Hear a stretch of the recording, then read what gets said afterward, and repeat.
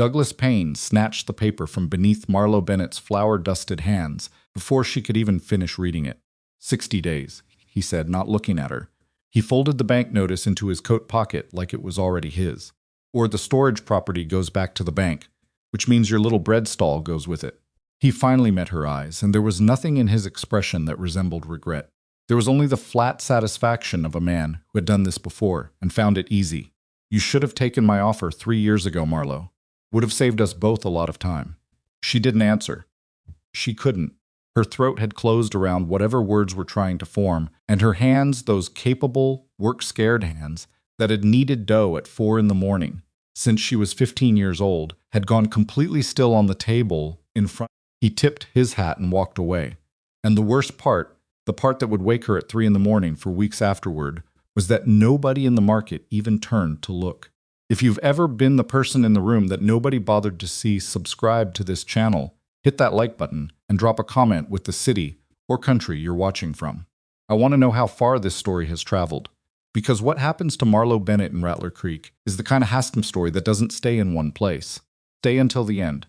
You will not regret it. Rattler Creek was not a town that forgave weakness.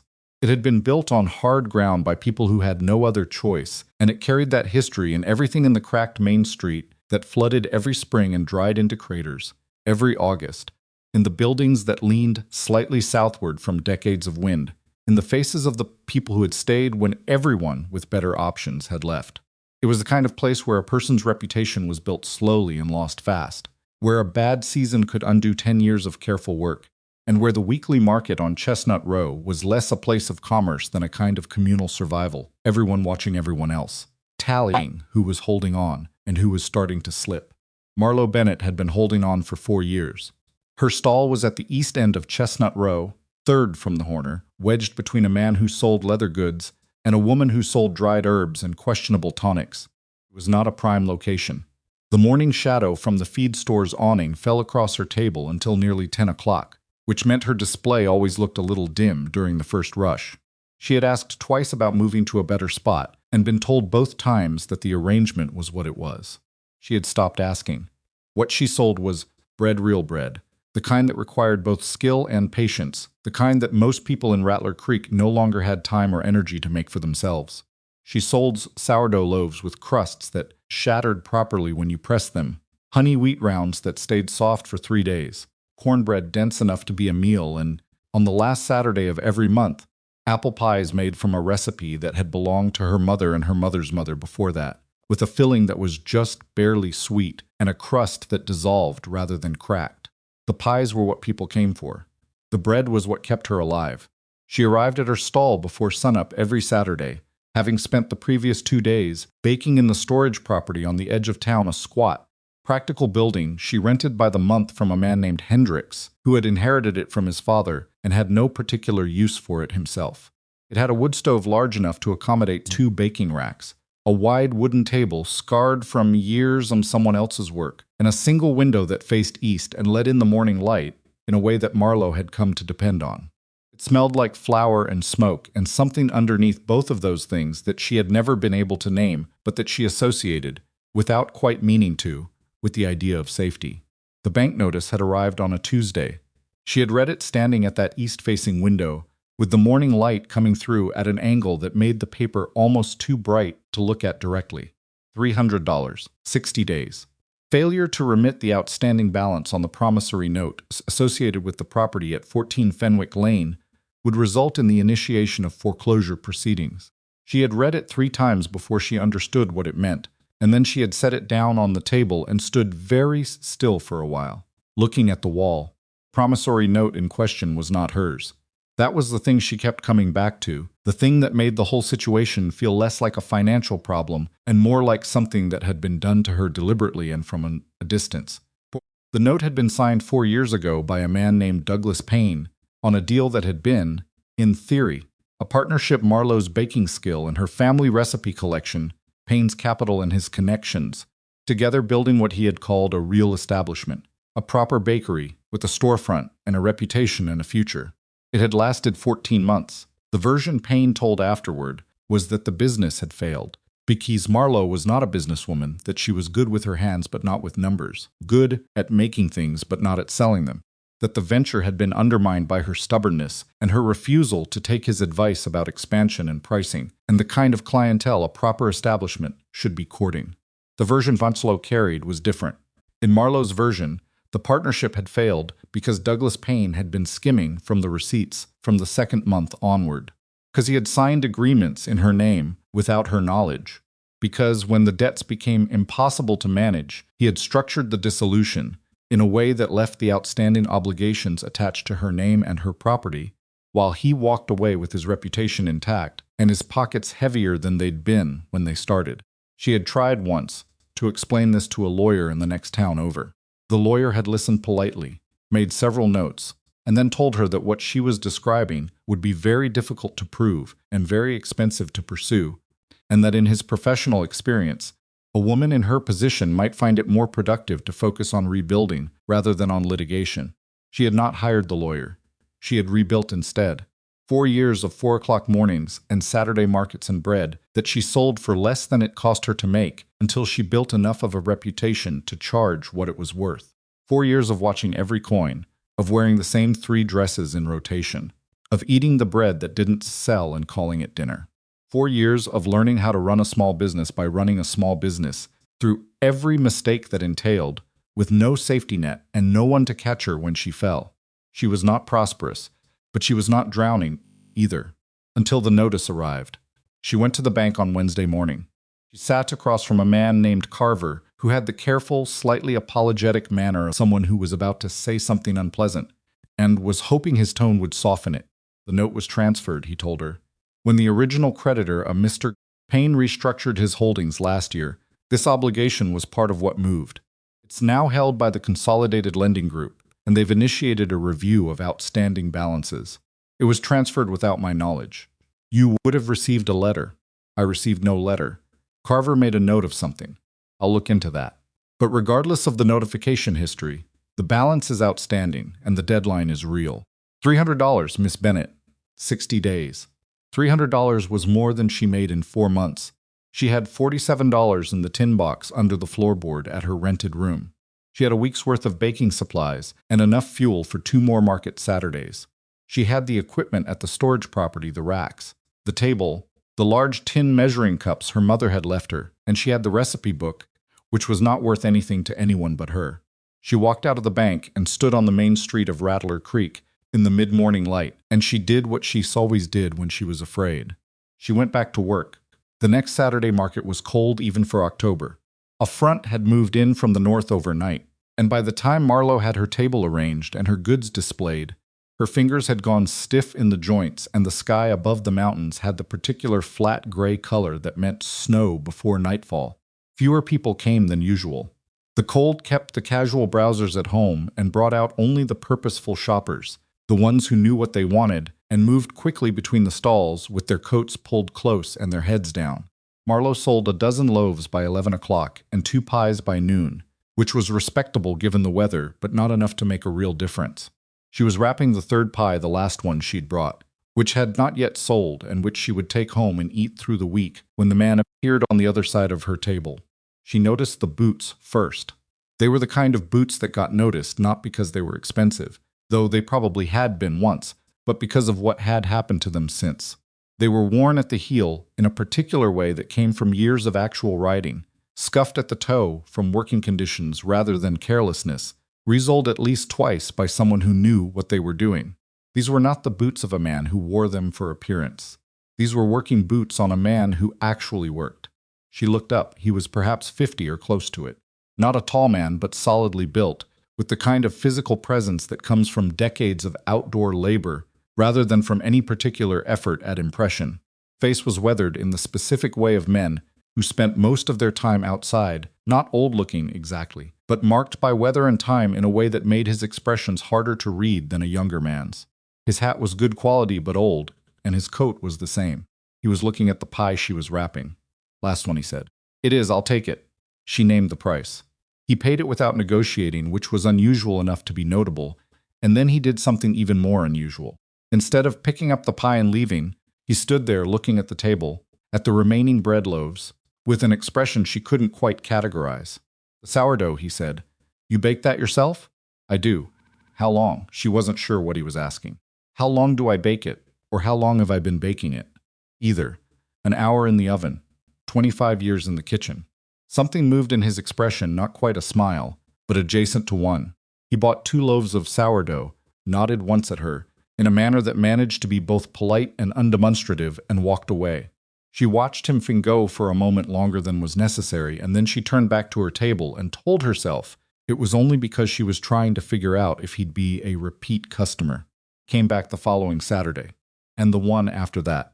By the 3rd week, she knew his name, Silas Mercer, because she'd asked the herb woman in the next stall, Cora Dunn, who had been in Rattler Creek long enough to know everyone. Cora had given her a look when she'd asked. "Silas Mercer," Cora repeated, as though she was checking that Marlo had heard herself correctly. "You mean the Silas Mercer, who owns the Mercer Ranch out on the Eastern Plateau?" "I don't know what ranch he owns. He buys my pie." "Marlo." Cora set down the bundle of dried chamomile she'd been arranging. "That man owns 12,000 acres. He's got 400 head of cattle and a crew of 26. His family's been in this territory since before the town existed." She paused. "He's the wealthiest man in 3 counties. Marlo absorbed this. "He wears worn-out boots," she said finally. "I imagine he does," Cora said. "I've never heard anyone say Silas Mercer puts on airs about anything." That was, Marlo would later think, about as accurate a summary of the man as anyone had managed to give her. Came every Saturday through October and into November, always buying the apple pie when there was one and the sourdough without fail, and he began lingering at her stall in a way that at first she interpreted as nothing in particular and then began to suspect was intentional. He was not a man who talked much, but when he did talk, it was direct, and without any of the performative quality she had learned to watch for in men who were trying to accomplish something while pretending they weren't. He asked about her baking, in the way someone asks about a thing they are genuinely curious about, not flattering, not dismissive, just interested. She asked him, one Saturday in early November, why he came to the market at all when he surely had people who could handle that kind of errand for him. He thought about it for a moment. "Probably I do," he said. "Then I'd have whoever it was making the decisions as about what's worth buying.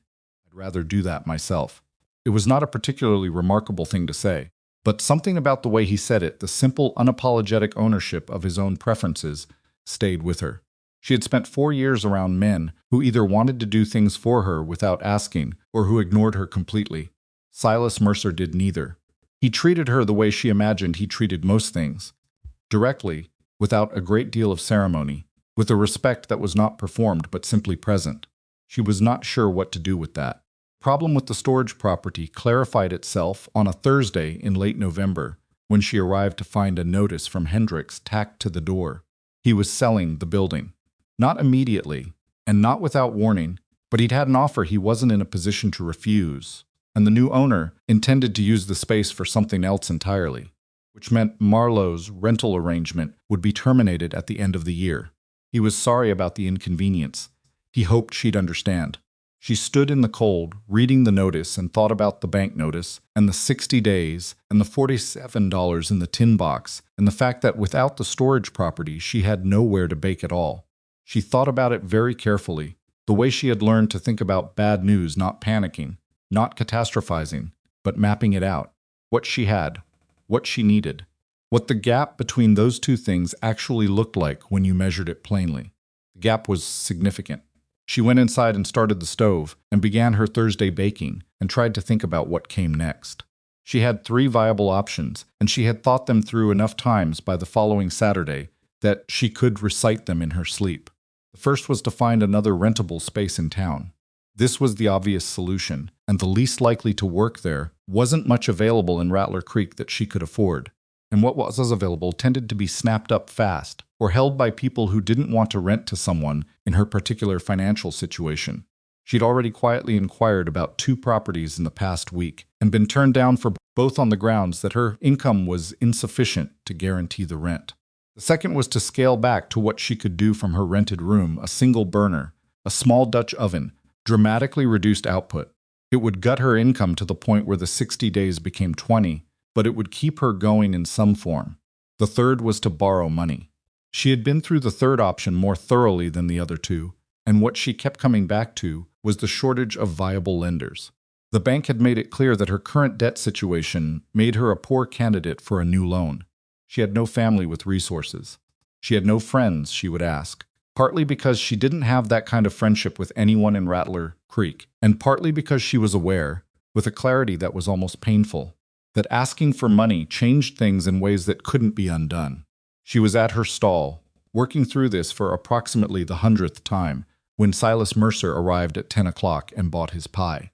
He was folding the wrapped pie under his arm when he paused. "Something wrong?" She looked up.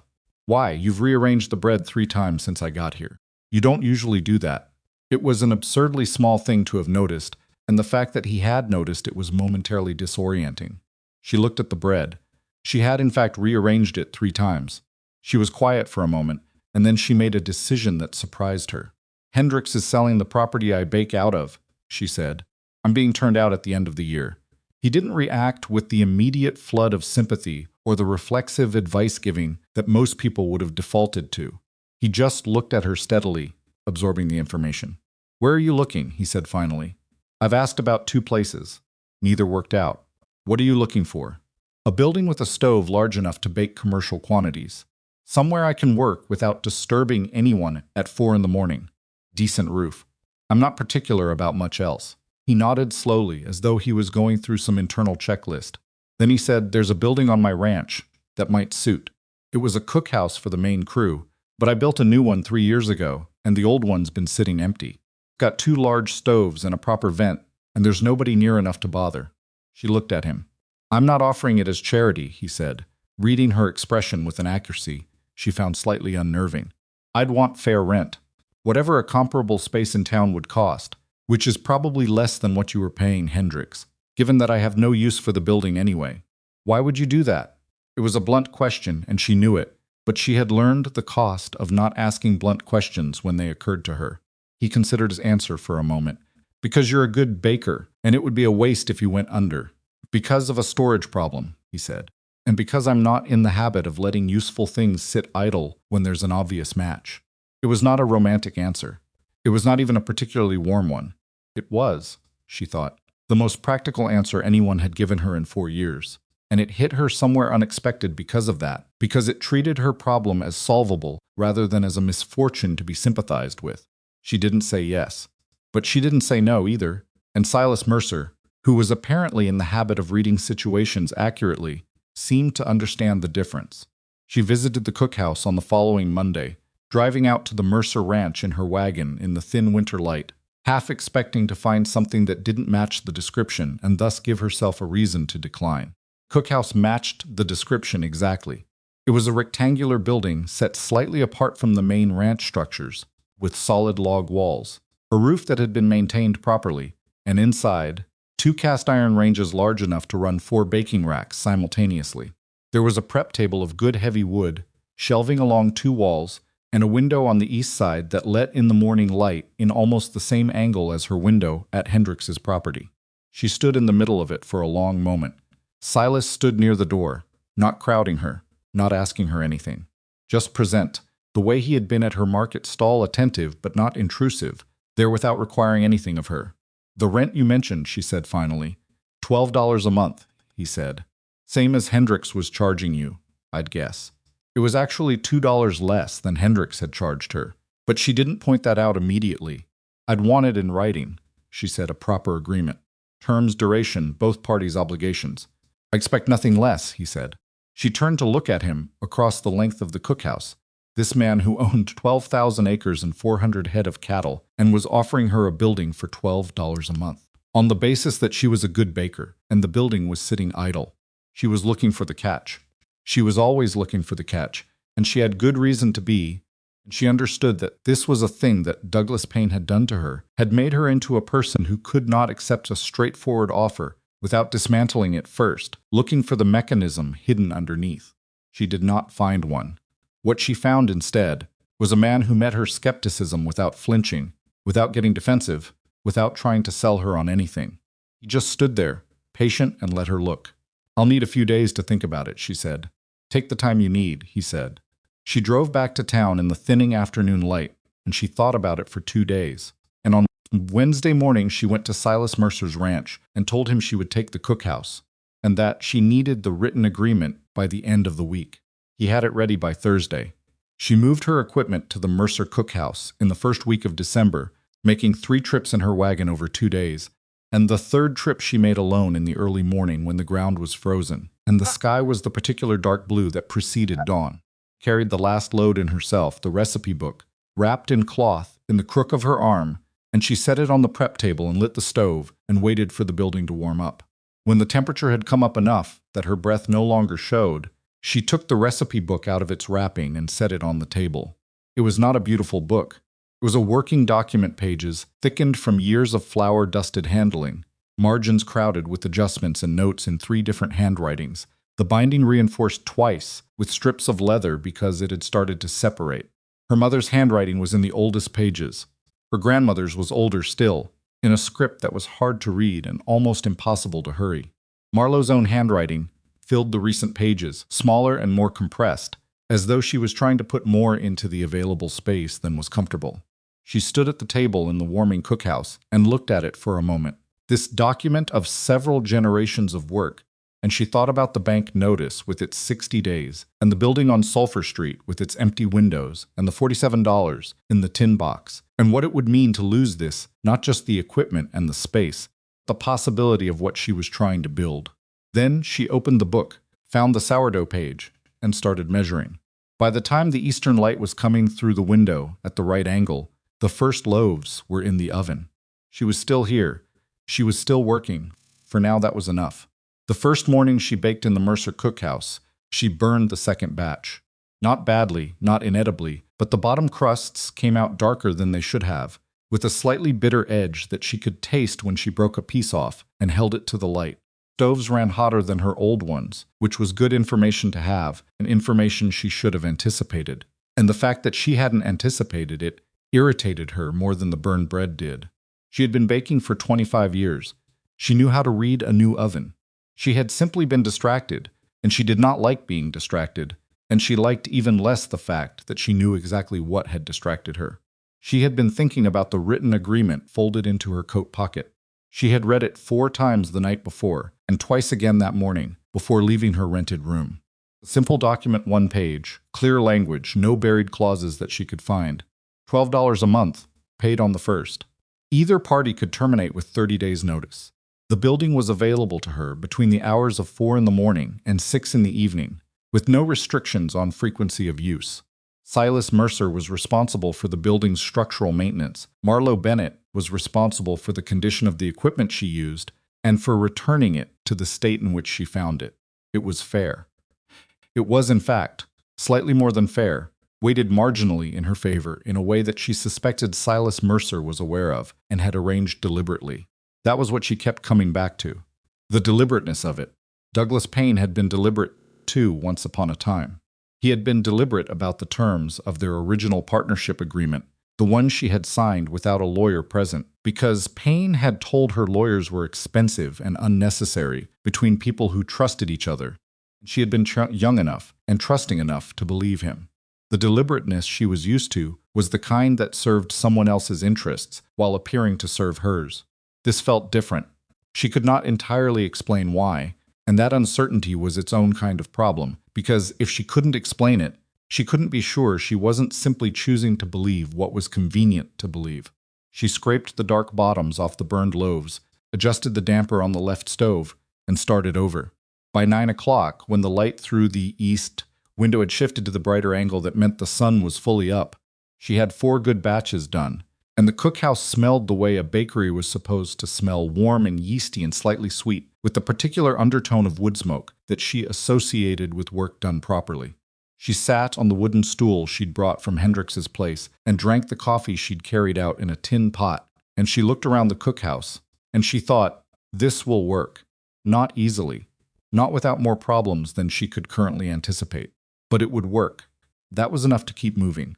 December in Rattler Creek was a difficult month for anyone selling food at the outdoor market. The weather turned reliably brutal around the 3rd week, with temperatures that froze the ground solid by night and only partially relented during the few hours of midday sun, and the Saturday crowd thinned out to only the most committed buyers. Marlo sold less than she had in November, which had been less than October, which was the pattern she had come to expect, and had planned for as much as it was possible, to plan for a 60% drop in income in the same months when the bank deadline was bearing down.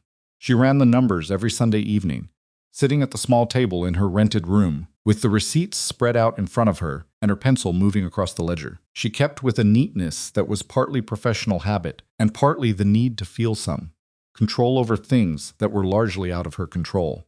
The math was not good, but it was not yet catastrophic. The move to the Mercer cookhouse had saved her the Hendricks rent and bought her some room, and she had managed to pick up 2 additional orders in December 1 from the hotel on Main Street, which wanted a standing order for dinner bread, and one from a ranching family 10 miles out who sent a wagon in every 2 weeks for a supply of loaves that their cook apparently couldn't replicate. The hotel order was the more significant one, and it had come about in a way she hadn't expected. She had delivered a sample dozen to the hotel manager, a man named Forsyth. Without being asked, had simply walked in one morning in the first week of December with bread wrapped in cloth and told him she was a local baker and she'd appreciate his opinion. Forsyth had looked at her with the particular tired skepticism of a man who received propositions of various kinds on a daily basis, accepted the bread mostly to get her out of his office, and then apparently had eaten most of it himself before his kitchen staff got a chance to try it, because he sent word to her stall on the following Saturday that he wanted to talk about a regular arrangement.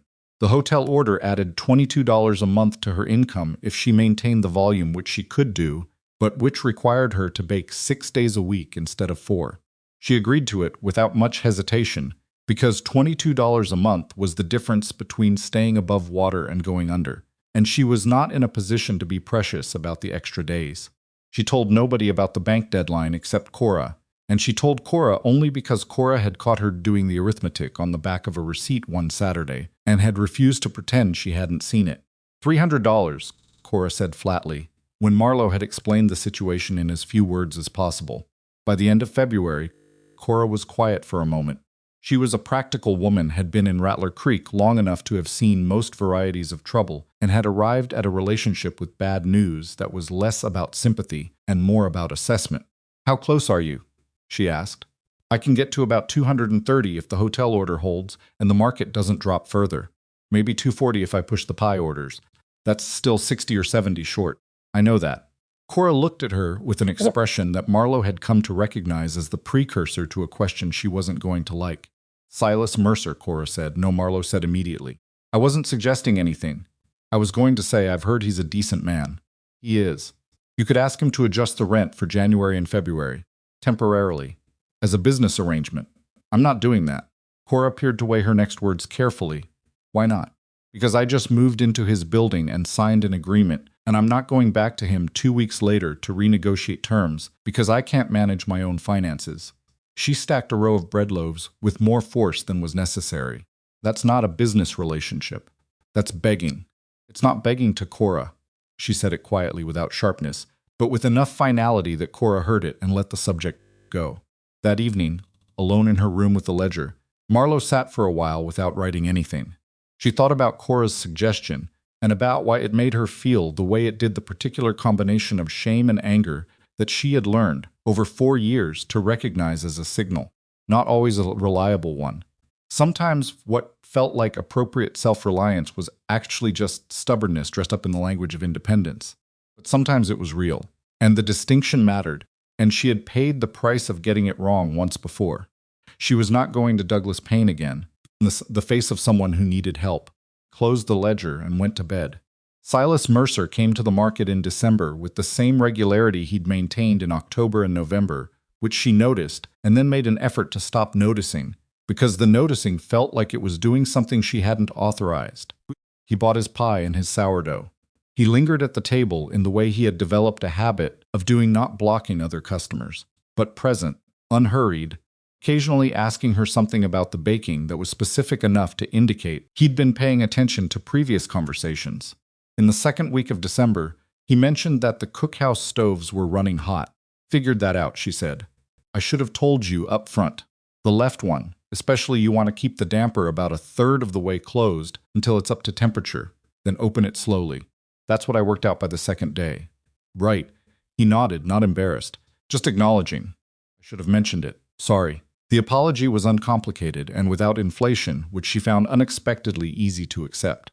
Most apologies she'd received from men came with a subtext with the implication that the apology itself was a form of generosity, that it should be received with gratitude and then never referenced again. Silas Mercer's apology for the stove was the same register as his apology would have been for stepping on her foot, genuine, proportionate, and finished. She filed that away. She was filing a great many things away regarding Silas Mercer, and she had not yet decided what to do with the accumulation of them. In the third week of December, 3 days before Christmas, he arrived at her stall to find her talking to a man she hadn't seen in 4 years. She heard Silas stop a few feet away. She felt him stop the way you feel a change in the air in a room when someone enters not loudly, but perceptibly. She did not look at him. She was focused on the man in front of her, keeping her face arranged in an expression that cost her more effort than anything she'd made in the cookhouse that week. Douglas Payne was dressed well. He had always dressed well. It was one of the first things she'd noticed about him when they'd met, the precise and somewhat deliberate care of his presentation, everything chosen to communicate success without quite crossing into ostentation. He was heavier than she remembered, and the hair at his temples had gone gray, in the way that on certain men looks distinguished, and on others looks like a warning. On Payne, she was not sure which it was. "Marlo," he said, with the particular warmth of a man who is using warmth as a tool. "I heard you were still at the market. I'm glad. I was hoping we'd run into each other." "Douglas," she said. Just his name, nothing attached to it. "You look well." He glanced at her table, at the bread, the wrapped pies, the small hand-lettered sign she'd made that said Bennett's Baked Goods with the prices listed below. She'd had the sign for 3 years. She watched him look at it with the expression of a man making an assessment he was trying to disguise as admiration. "What brings you back to Rattler Creek?" she said. "Business." He smiled, and it reached his eyes in a way that was practiced enough to look genuine. "I've got some investments I'm looking at in the area. Property, primarily. The territory's growing, and there are some real opportunities if you know where to look." He paused. "Actually, I've been thinking about something along those lines that I'd like to talk to you about. If you have a few minutes, I'm working, of course. I can come back at the end of the day. I'm working at the end of the day, too." He absorbed this without visible reaction. That was the thing about Payne. He had a high tolerance for being told no in the first instance, because he had learned that the first no was rarely the final one. He simply recalibrated. "Then let me leave you my card." He produced it from his coat, a proper printed card, cream-colored with his name and a Denver address. "Think about it, Marlo. The opportunity I'm looking at could be very good for someone in your position." Took the card. She was not sure why she took it, except that refusing it would have been a kind of scene, and she had no interest in scenes. Payne looked past her briefly, at the man standing a few feet back at Silas, and something crossed his face that she couldn't read clearly. Then he smiled at her one more time, touched the brim of his hat, and walked away. She stood holding the business card for a moment. Then she set it face down on the table and went back to arranging bread. Silas stepped forward. He did not ask who Payne was. He did not comment on the exchange. He simply took his usual position at the table and waited to be served, as though the previous 2 minutes had been a small weather event that had passed without requiring remark. "The pie's apple today," she said, same as always. "Take it," he said. She wrapped it. She was aware that her hands were not entirely steady, and she was aware that he was aware of it, and she was aware that he was making a deliberate effort not to acknowledge it. She found all three of those things happening simultaneously to be almost more than she could sort through, while also wrapping a pie. "Paid." He started to leave. "His name is Douglas Payne," she said to his back. Turned. "He's the reason I'm dealing with the bank notice," she said. It was more than she'd intended to say, and she said it without quite knowing why. Possibly because the alternative was carrying it alone for another 3 months, and she was tired. And he was the only person standing in front of her who she thought might be able to hear it without either pitying her or offering to fix it. Silas was quiet for a moment. He wasn't doing the thing people did, where they filled silence with something comforting. He was just thinking. "What did he do?" he asked. "He was my business partner. He restructured the dissolution of our partnership in a way that left all the debt in my name. I've been paying for it since." She paused. "What he's back for, I don't know yet. But when Douglas Payne says he has an opportunity that could be good for someone in your position, that's not a compliment. That means he's identified something he wants, and he's decided you're useful for getting it. What's he after in Rattler Creek?" "I don't know yet," she said again. But I'll find out. He nodded once slowly, and she had the sense that he was filing things away too, that the conversation had shifted something in his understanding of her situation, and that he was rearranging pieces in some interior structure she didn't have full visibility into. "Pie's good," he said, and left. She watched him go, and then she turned and picked up Payne's card and looked at it for a long moment before putting it in her apron pocket. She wasn't sure yet whether it was evidence or garbage. She'd keep it until she decided. January arrived with the kind of cold that didn't pretend to be anything other than what it was: hard, sustained, uninterested in the difficulties it caused. The market crowd on the first Saturday of the new year was sparse enough that Marlo could count the buyers by sight, and she sold less than half of what she'd brought, which she had expected and planned for, and which was still unpleasant in the specific way that having a plan doesn't fully prevent the unpleasantness of the thing you planned for. She was loading her unsold goods back into the wagon at the end of the day when her left wheel dropped into a frozen rut in the road. It didn't shatter, which would have been clean and manageable. Cracked a long split along the inner rim that was still holding, but that she could see, when she crouched down and looked at it, was not going to hold much longer. Maybe one trip, possibly two if the road was smooth and she took it slowly. The road back to the ranch was not smooth. He stood up and looked at the wagon and thought about the 40-yard stretch of frozen, rut-crossed road between her current position and the livery at the east end of town, where there was a man who could probably fix the wheel, but who would not do it tonight and would charge her more than she currently had in her pocket. She looked at the unsold bread in the wagon bed. She looked at the sky, which had the flat gray opacity of impending snow. She made a decision and began unloading the bread onto her table, stacking it carefully under the canvas tarp she used for weather cover, and then she unhitched the horse from the wagon and led him by the bridle, slowly, toward the livery, leaving the wagon where it sat. She was halfway there when she heard boots on the frozen ground behind her. "Wheels cracked," Silas said, pulling up beside her. "I know, I saw it when you loaded up." Meant to say something sooner. Kept walking. What would have been the point of saying something sooner? He considered this. "Fair enough," he said. He walked with her to the livery, which she found both helpful and mildly aggravating in a way she couldn't entirely justify. At the livery, the owner looked at the description of the crack and told her what she'd already estimated: not tonight. Probably not tomorrow either. He had 3 jobs ahead of her. Cost would be $4 for the repair, plus materials if the rim needed replacement. $4 she had. The timeline she did not. She thanked him and walked back out into the cold with Silas still beside her. "I've got a wagon," he said. "I know you do. You could use it while yours is being repaired. I'll have one of my men bring it to the ranch in the morning." Stopped walking. The offer was straightforward. She knew it was straightforward. She knew the cost of it was zero in any real sense. Silas Mercer owned enough equipment that the temporary loan of one wagon would not inconvenience him at all, and she knew that the practical outcome of refusing was that she would either hire a wagon at a rate she couldn't afford, or she would miss 2 or 3 days of delivery to the hotel, which would jeopardize the order she could not afford to jeopardize. She knew all of this. She was quiet for what was probably too long. "The whole order," she said finally, "if I miss deliveries." "Use the wagon," he said. He didn't say it impatiently. He didn't say it with any particular weight. He said it the way he said most things, as a statement of fact about what made practical sense. "I'll pay you for the use of it," she said. "You already pay me rent. Rent is for the cookhouse. The wagon is separate." Something shifted in his expression, not quite amusement, but in the vicinity of it. $1 a day," he said. "For as long as you need it." It was a nominal rate, and they both knew it, but the nominal rate was enough. She wasn't borrowing a favor. She was paying for a service. The distinction was not large, but it was real, and it mattered to her. And she thought, from the way he'd offered the rate, without her having to negotiate for it, that he understood why it mattered. "Done," she said. They walked back to her stall in the cold, and she gathered up what she could carry, and he helped her load the rest into a canvas bag he'd apparently had in his saddlebag. And they did all of this without further negotiation, which was its own small relief. The wagon arrived at the Mercer cookhouse the following morning, brought by a young ranch hand named Ike, who was perhaps 19, with red ears from the cold and the slightly too formal manner of someone who had been given specific instructions about how to behave and was concentrating hard on following them. He told her the wagon had been checked over that morning, that the horse assigned to it was a reliable bay called Drummer, who did not spook easily and responded well to a left-side rein, and that Mr. Mercer had said to tell her there was a blanket in the wagon bed for the cold.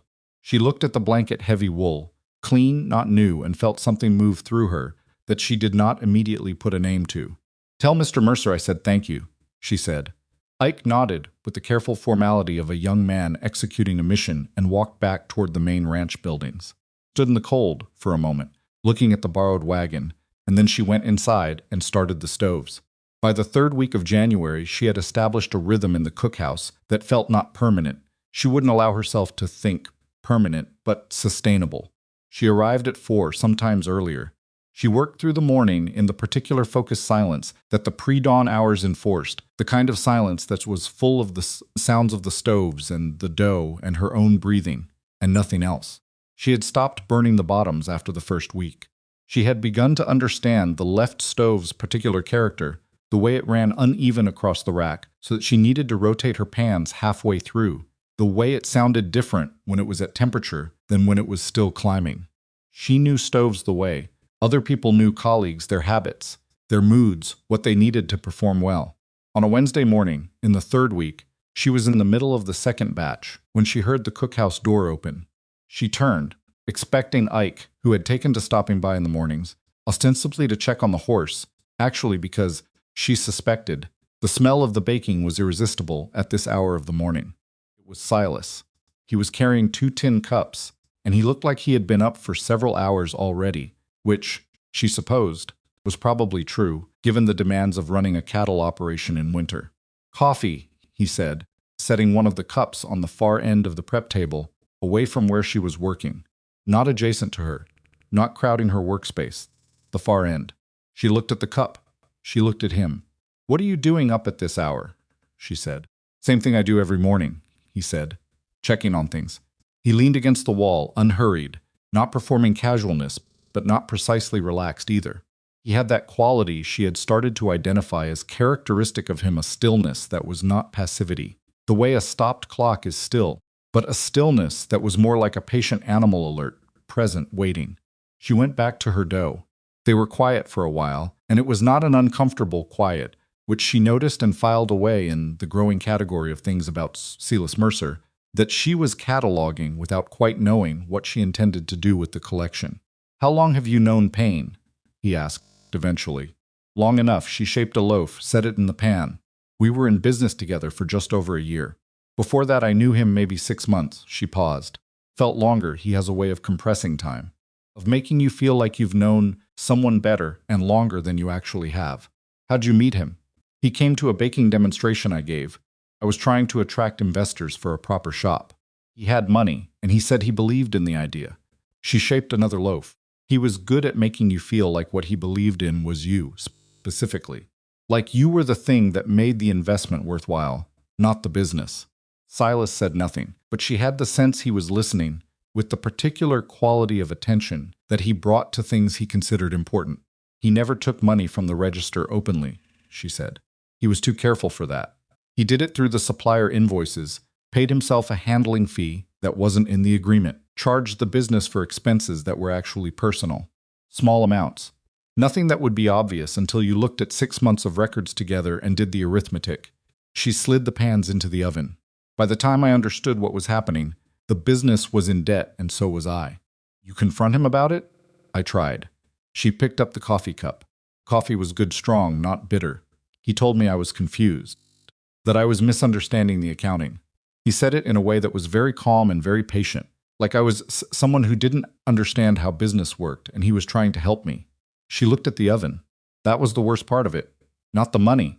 The way he made me feel like I was the one who was wrong." "You weren't wrong. I know that now." She turned back to the prep table and started measuring for the next batch. Time I was less sure. He was very good at confusion. Silas was quiet for a moment. "And now he's back." "And now he's back," she agreed. "Looking at property," he said. "What property?" "That's what I haven't figured out yet." She measured flour, level and precise. "That there's a building on Sulphur Street. Corner lot, been empty 2 years.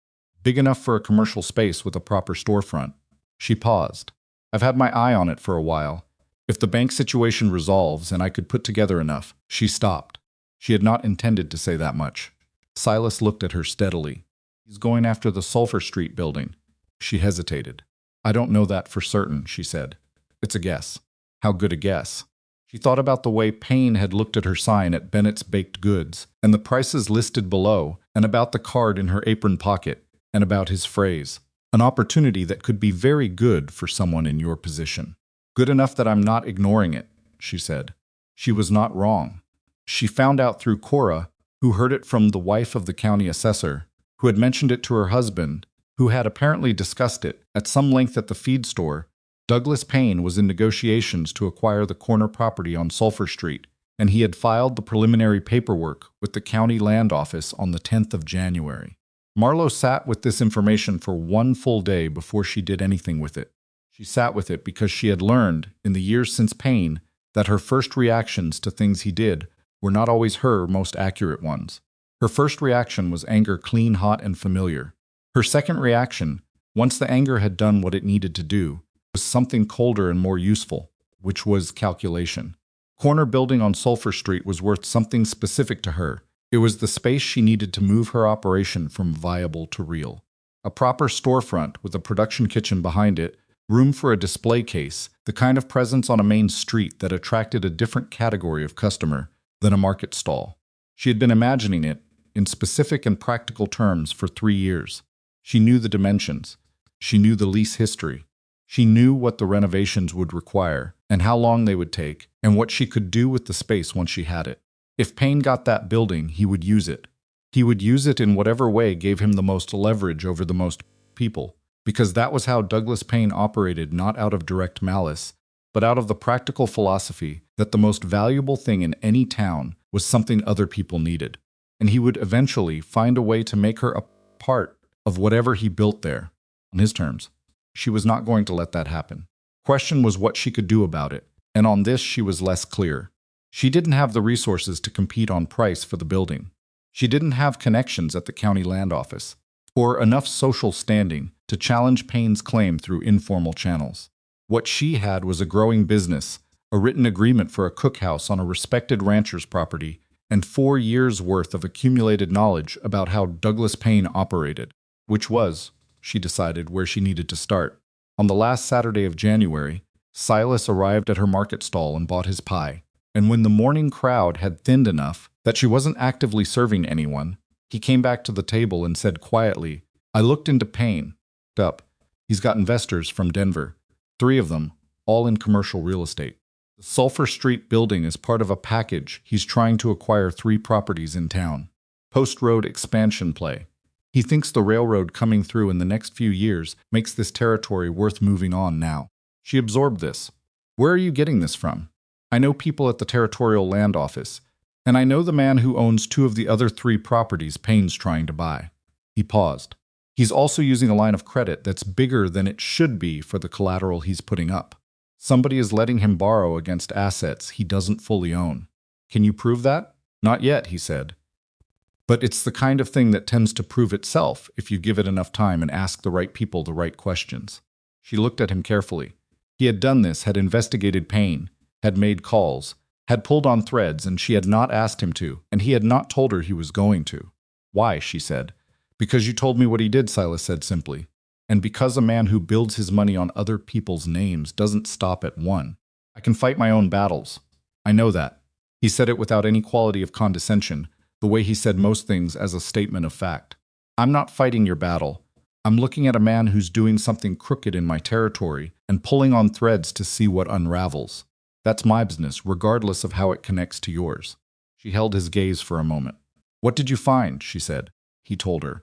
It took about 10 minutes, standing at her market stall in the January cold with the thin crowd moving around them, and by the time he was done, she had the outline of something that was larger and more useful than she'd had at the beginning of the conversation. Not proof, not yet, but the shape of proof. The places where the structure Payne had built had gaps, where the weight he was putting on certain claims would eventually exceed what the claims could bear. "The investor from Denver named Colhane," she said. "He's the one holding the line of credit. His company is. Payne's borrowing through a subsidiary that's mortgaged to a property in Colorado that already has a lien against it. If someone at the right level asks the right question, the whole arrangement collapses," she said. "The credit disappears," Silas said, "which means the offer on the Sulphur Street building goes away with it." Quiet for a moment, thinking. I need to see the original paperwork from my partnership with Payne, she said. Kept copies. I've kept everything, she paused. There are things in those documents that I didn't know how to use 4 years ago. I might know how to use them now. Silas nodded. He wasn't telling her what to do. He wasn't managing the situation. He was simply there, assembled and patient, holding his end of the conversation. This is going to take time, she said. Most things worth doing do, he said. She looked at her stall, at the bread and the pies, and the hand-lettered sign, and the small canvas awning she'd sewn herself from salvaged material. And she thought about the cookhouse, with its east-facing window, and the recipe book open on the prep table, and she thought about the corner building on Sulphur Street with its empty windows, that she had walked past 3 times in the past month, and looked into without letting herself look too long. She was still here. She was still working. And for the first time in 4 years, she was not working alone. That was worth paying attention to. The partnership documents were in a tin box under the floorboard in her rented room, where they had been for 4 years. She had not opened the box in 8 months. The last time she'd opened it, she had done so for the same reason she sometimes pressed on a bruise not to heal it, but to confirm it was still there, to remind herself that what she remembered had actually happened and was not some failure of her own accounting. She had read through the documents, recognized the signatures, felt the familiar cold anger move through her, and then put everything back and replaced the floorboard and gone back to baking. She opened the box on a Sunday evening in early February, sitting at her table with the lamp turned up and a cup of cooling coffee beside her. The documents were exactly as she remembered them. The original partnership agreement, signed by both parties in the presence of a notary, whose stamp was faded but legible. The supplier contracts, several of which bore Payne's signature alone beneath language that should have required both partners to authorize.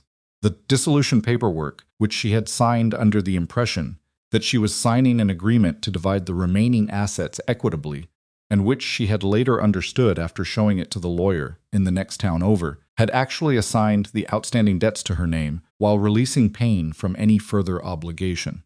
She laid everything out on the table in chronological order and began reading from the beginning. The first time she had read these documents, she had been looking at them with the eyes of some who had just been someone trying to understand what had happened and how bad it was. She had seen the problem but not the structure of it. She had recognized that she'd been deceived but not been able to articulate, in specific and documentable terms, the mechanism by which the deception operated. She was reading them differently now. She worked through the supplier contracts first, making notes in the margin of a separate sheet of paper dates, amounts, Payne's signature where hers should have been, the gap between the invoice totals in the contracts and the amounts recorded in the business ledger she'd kept. The ledger was also in the box, because she had known, even in the immediate aftermath of the dissolution, that getting rid of it would be a mistake. She hadn't known exactly why she would need it. She had simply known that she would. By midnight, she had 6 pages of notes and a clear picture of something she had only glimpsed before. Payne had been systematic. The skimming from the supplier invoices was one piece of it. The more significant issue was the series of purchases he had made on the business's credit line during the final 3 months before dissolution purchases that appeared in the ledger as equipment costs and supply investments, but that, when she cross-referenced the amounts against the actual supplier invoices, corresponded to nothing that had been delivered or installed. The money had gone somewhere. It had not gone into the business.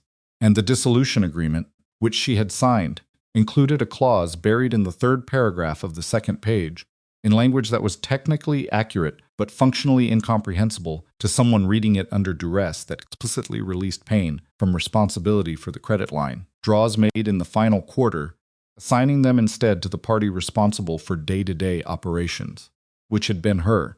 She sat back in her chair and looked at the ceiling for a moment. She had known this was there. She had known the shape of it. But seeing it laid out in notes, in her own handwriting, in specific dates and amounts and cross-references that could be followed and verified, that was different from knowing it abstractly.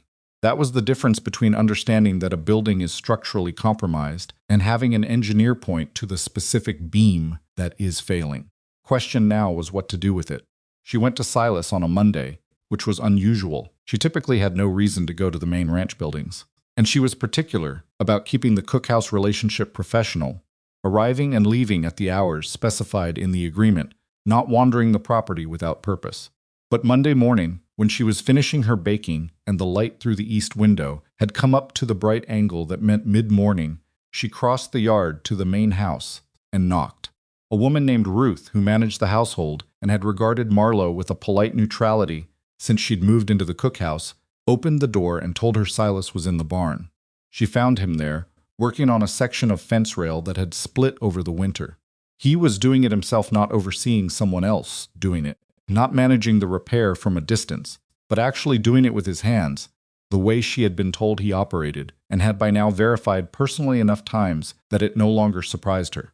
"I need to talk to you about the Payne documents," she said without preamble. He set down the fence rail. He looked at her, the way he looked at most things she brought to him attentively, without projection. "I found something in the ledger records," she said. "Credit line draws in the last quarter." He was pulling money against the business credit and recording it as equipment costs, but the corresponding supplier invoices don't exist. He took the money and categorized it, so the dissolution agreement would make me responsible for it. "How much?" $68 over 3 months. "Doesn't sound like. It's not about the amount." "No," she agreed. "It's not about the amount. It's about the pattern." She paused. "And it's about whether the same pattern exists somewhere in whatever he's doing with the Denver investors." Silas was quiet for a moment, looking at the fence rail. "You think he's doing the same thing?" "I think Douglas Payne is very good at structures that look legitimate from the outside and are not legitimate underneath. I think he's been doing this long enough that he's refined the method." She looked at him steadily. "You said the credit line he's using is bigger than the collateral he's putting up. That's the same structure. He's borrowing more than he has, recording it against assets that don't fully support it, and moving fast enough that nobody looks closely until the deal is closed. And once it's closed, he's got the property. Whatever problems surface afterward are someone else's problem. The investors in Denver are holding paper, not land. By the time they understand what they're holding, he's moved on." Silas set down the tool he'd been using and looked at her directly. "The man at the county land office," he said. "His name is Edgar Tillis. He's careful enough that Payne's paperwork will have passed a surface inspection, or it wouldn't have gotten filed. Tillis is not the man who assesses the credit backing." He paused. "Credit assessment goes through the Territorial Finance Office in Hadley. There's a man there named Pruitt, who I've dealt with before. He's thorough. Can you get the Hadley office to look at the Denver credit arrangement?" "I can get Pruitt to look at it. Whether what he finds is enough to hold up the filing, that depends on what's there." He held her gaze. "Your ledger records. The ones that show the pattern from 4 years ago. If Pruitt understands what he's looking at, those could be relevant context. They show methodology." She had thought about this already. She had thought about it for most of the night. "They're copies," she said. "Kept copies of everything. Payne has the originals, which means he'll claim the copies are altered if I try to use them directly. Copies can be verified against the notarized originals if you know where the originals are. And I don't know where they are. After the dissolution, Payne controlled the paper." Silas thought about this. "The notary," he said. "The stamp on the partnership agreement, notaries keep records." She had not thought about the notary. She thought about it now, and something shifted in the configuration of possibilities she'd been working through. A door that had been flush with the wall, suddenly acquiring a visible edge. "His name is on the stamp," she said. "I can make it out. W. Greer. The office location would have been printed on his records." "Notary records are public," Silas said. "Anyone can request to see them. If Greer is still in practice, then the original notarized agreement is in his files," she said. "With both signatures. With the date. Which means the copies I have can be verified against an independent third-party record." They looked at each other. It was not a simple solution. It was not a fast solution. It would require travel and time and the cooperation of a notary she had never met, and the willingness of an official in Hadley to scrutinize a credit arrangement that had been structured to survive scrutiny. There were a dozen points at which it could fail, but it was a path. "What do you need from me?" Silas said. "Nothing yet," she said. "I need to find Greer first, and I need to go back through the documents one more time and make sure what I think I'm seeing is actually there." He nodded. He did not push. He did not offer to take the work from her hands. "Let me know," he said, and picked up the fence rail again. She walked back to the cookhouse and spent the rest of the morning baking and thought about W. Greer and Edgar Tillis and a man in Hadley named Pruitt, and about the thin edge of the door she had just found in the wall. Douglas Payne sent a note to her market stall on the following Saturday. Not a letter, a note, folded once, delivered by a boy she didn't recognize, who said only that he'd been asked to bring it, and that there was no reply expected. She opened it at her stall between customers and read it standing up because she was not going to sit down for Douglas Payne. The note was brief and pleasant, the way Payne's communications tended to be when he wanted something. He hoped she was well. He had been giving further thought to the opportunity he'd mentioned, and he believed it was time-sensitive enough that he should be more specific. He was looking at a commercial property in town, a corner location on Sulphur Street, and he was in the process of structuring a partnership arrangement with 2 Denver investors. He saw real potential for a quality food establishment in that location. Given her expertise and reputation, he thought she might want to be part of it. He was available to meet at her convenience and looked forward to discussing the terms. She read the note twice. Then she folded it and put it in her apron pocket next to the business card, which had been in there since December, and which she had transferred from apron to apron each week with the same deliberateness she applied to everything else. She had suspected something like this was coming. She had suspected it since the moment she saw him look at her sign at the market, since the moment he said someone in your position, since the moment she understood that the Sulphur Street building was his target. What she had not quite anticipated was the timeline that he would move this quickly, which meant either that his position was stronger than she'd estimated, or that he was feeling pressure she didn't yet know the source of. She thought about it for the rest of the market day. When Silas came by at his usual time, she handed him the note without explanation. He read it. His expression did not change particularly. "He's moving faster," she said. "Yes. That means either the deal is close to closing or something is making him nervous." "Something," Silas said, returning the note. "I sent a letter to Pruitt and Hadley 2 weeks ago. Possible Payne has eyes at the territorial office." Stared at him. "You already contacted Hadley?" "Preliminary contact. I didn't send documents. I asked Pruitt whether he'd be willing to look at a particular credit arrangement as a professional courtesy if I brought him the relevant materials." He paused. He said yes. He's dealt with Denver real estate credit before, and he knows what over-collateralized lines look like. She had told him she would let him know when she needed something. She had not asked him to contact Hadley.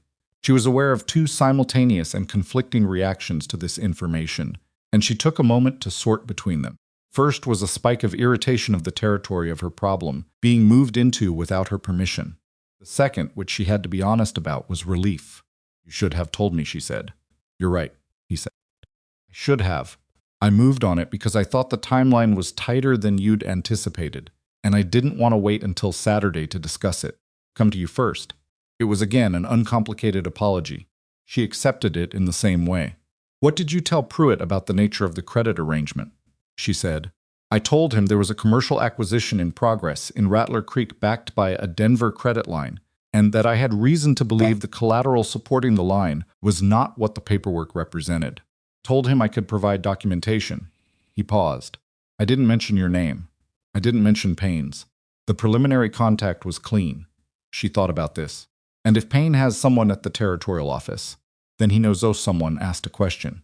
He doesn't know who asked it or what documentation exists, but it was enough to make him nervous. Apparently." She looked at the note in her hand, at the pleasant brief language, the gracious offer that was not an offer.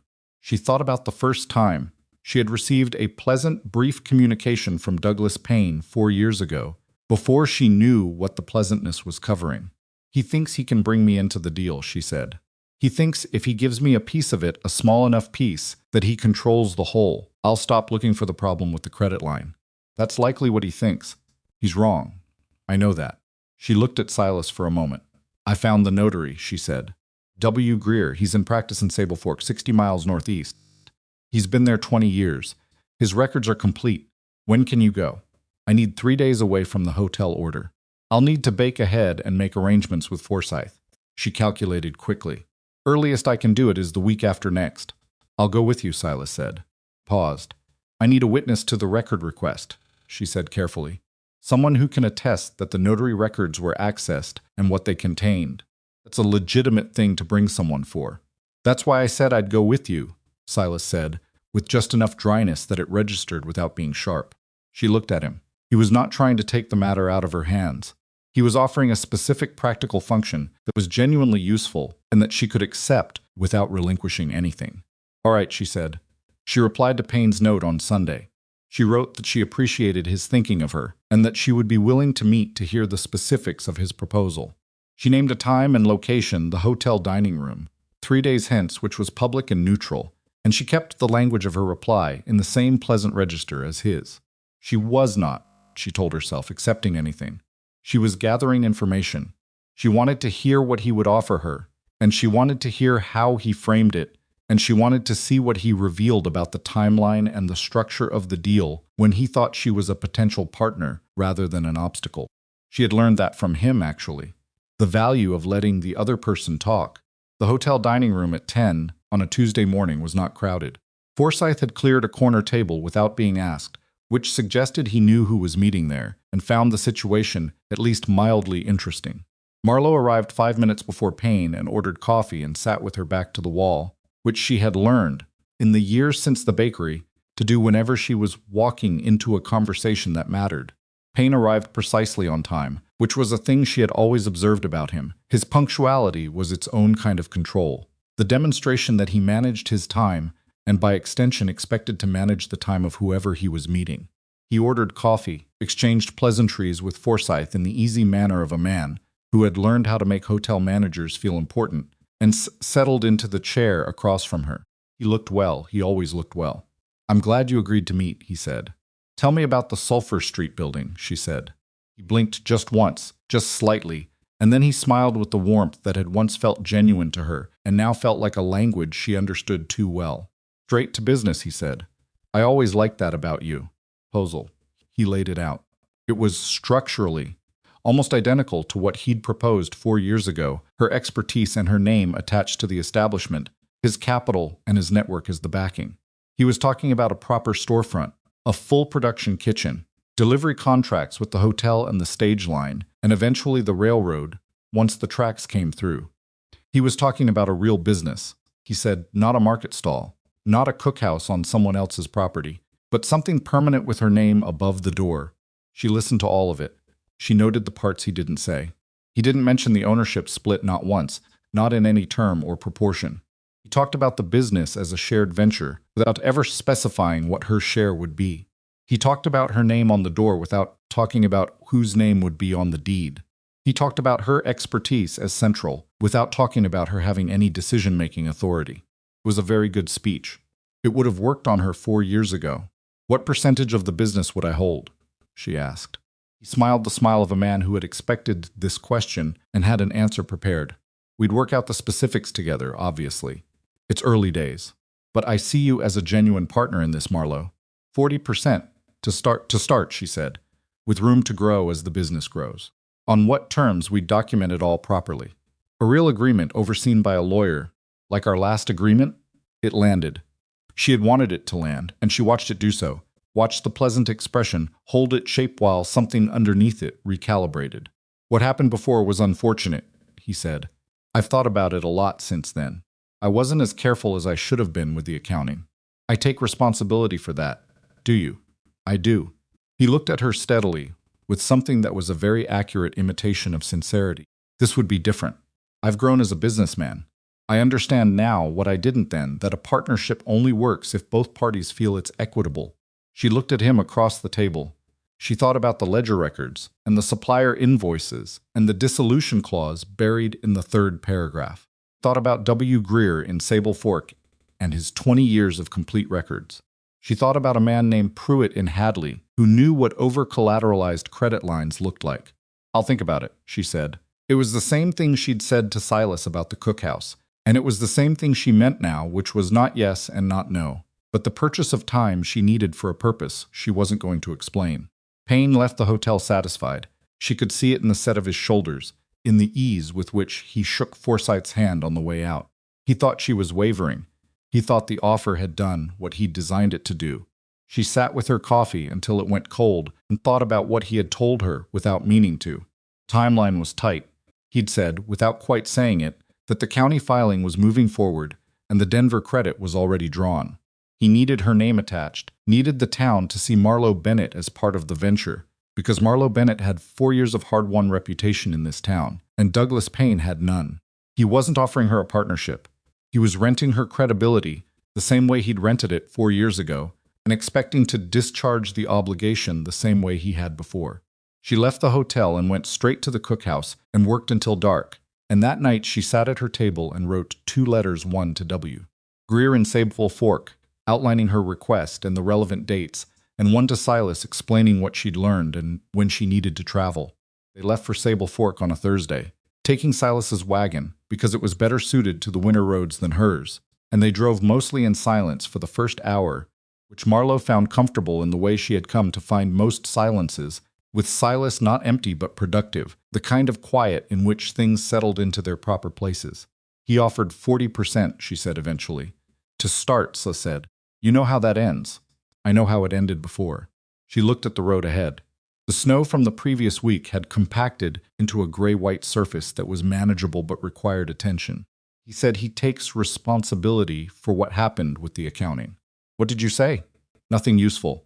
She paused. He's good at performing contrition. He always was. It's specific enough to sound genuine and vague enough that it doesn't commit him to anything. What does he need from you? My name on the building. My reputation in the town.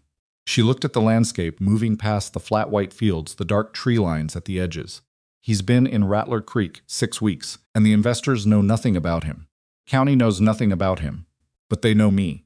4 years of Saturday markets, 4 years of fair dealing that's worth something to him. More than 40% of a business, probably. Silas was quiet for a moment, and the building itself. He needs a front-of-house name that will bring people in before the business is established. A bakery with my name on it will have customers from day one. Without me, he's starting from nothing. She paused. He's smarter than he was 4 years ago about how he frames it. He knows I won't walk into the same trap twice. So he's built a trap that looks different, but works the same way. The 40%, Silas said. How's it structured in the proposal? He didn't specify, and that's the point. He never specifies until you're far enough in that the cost of leaving is higher than the cost of staying. She looked at the road. I learned that from reading the original partnership documents. The vagueness is strategic. It's how he maintains control without ever having to say he's controlling anything. Can you prove that in Hadley? Not from the proposal alone. But if the notary records match my copies, if Greer has the originals of what I signed, then the pattern becomes documentable. The credit line draws, the dissolution clause, the supplier invoices. She looked at him. I can show what the methodology looks like when it's complete. Pruitt can look at the Denver arrangement with that context. Silas nodded slowly. It's not a criminal case, no. It's enough to make the investors nervous. It's enough to make the county land office take longer than Payne wants. She paused. It's enough to make him recalculate. She watched the road. I'm not trying to destroy him, she said, and the honesty of it surprised her slightly, not because it wasn't true, but because she'd needed to say it out loud to verify it. I don't have the resources for a legal fight, even if I want it. What I want is for the Sulphur Street building to stay available long enough for me to put together a real offer. How close are you to the 300 for the bank? I'll have it by the 1st of March. The hotel order and the winter market have been better than I projected. She paused. If I close out the debt, I have a clean financial record. No outstanding notes in someone else's name. I can approach the county about the Sulphur Street building on my own merits. That's a month out, Silas said. I know. Payne's filing could move faster than that. I know that too. She looked at him. Which is why I need Greer's records. W. Greer was a small, precise man with reading glasses on a cord around his neck, and the careful manner of someone who had spent decades in the business of making sure things were recorded correctly and was rightfully proud of this. His office in Sable Fork was orderly in the specific way of professional spaces that have been organized by one person over a very long time, not aesthetically arranged, but functionally arranged, with a logic that was entirely internal and entirely consistent. He remembered the partnership agreement. He did not remember it because Marlo Bennett was memorable, specifically, but because he kept thorough records and had a good memory for irregularities, and there had been, he said, adjusting his glasses and pulling a ledger from the shelf with the practiced efficiency of someone who always knew where things were. Something he'd noted at the time about the execution of the document. The second party, he said, opening the ledger on his desk. Mr. Payne. He was in a hurry. That happens. People come in at the end of business day. They want things signed and done. But he was specifically in a hurry about the read-through. He discouraged the first party from reading the full document before signing. Marlo went very still. You noted that at the time, she said. I made a notation in my record. It's not my place to prevent adults from signing what they choose to sign, but I note irregularities in case they become relevant. He looked at her over his glasses. Take it they've become relevant. They have, she said. He allowed her to view the original document. Silas stood beside her as her witness, saying nothing, present with the particular quality of presence that she had come to understand as one of his specific skills, the ability to be genuinely there without crowding, to hold ground beside someone without making the ground feel like his. The original documents matched her copies exactly. Every figure, every date, every clause, including the one buried in the third paragraph of the second page. Greer allowed her to make certified copies in the presence of both witnesses, stamped and dated, with his notation in the record attached. She walked out of Greer's office with a document packet in her hands, and the particular feeling of having done something difficult correctly. He noted it, she said when they were back at the wagon. He noticed Payne pushing me through the document, and he wrote it down. A notary's observation isn't evidence of fraud, Silas said carefully. No, but it's evidence that the signing was irregular. Combined with the credit line draws and the dissolved dissolution clause, it's a complete picture of a pattern. She held the packet against her chest in the cold. Pruitt needs to see this. How soon can we go to Hadley?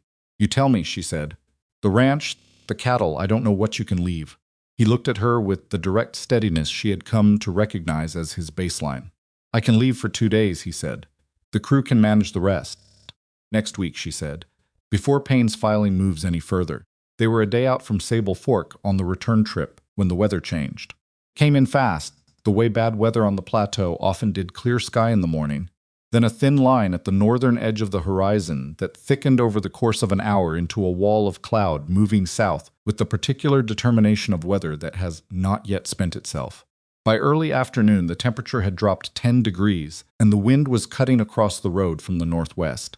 Silas pulled the wagon off the road at a place where a stand of pines offered some break from the wind, and they sat there while he assessed the sky with the practiced eye of a man who had spent decades reading weather on open land. We can push through, he said. It's maybe 4 hours back. But if this drops to freezing before we're out of the flatlands, push through, she said. He looked at her. I have bread to deliver tomorrow morning, she said. Forsyth's order. I told him Thursday. I'll send word. I'll deliver it myself. She looked at the sky. How bad? Manageable, probably. If we keep moving and it doesn't get worse than it looks, then let's keep moving. He pulled the wagon back onto the road. The wind hit them almost immediately. She pulled the heavy wool blanket, the one from the wagon bed, the one that had been there since the first time Ike delivered the borrowed wagon, around her shoulders without ceremonies, and looked at the road ahead. They drove into the weather. It was not, in the end, as bad as the worst possibilities. The temperature dropped, but not below freezing.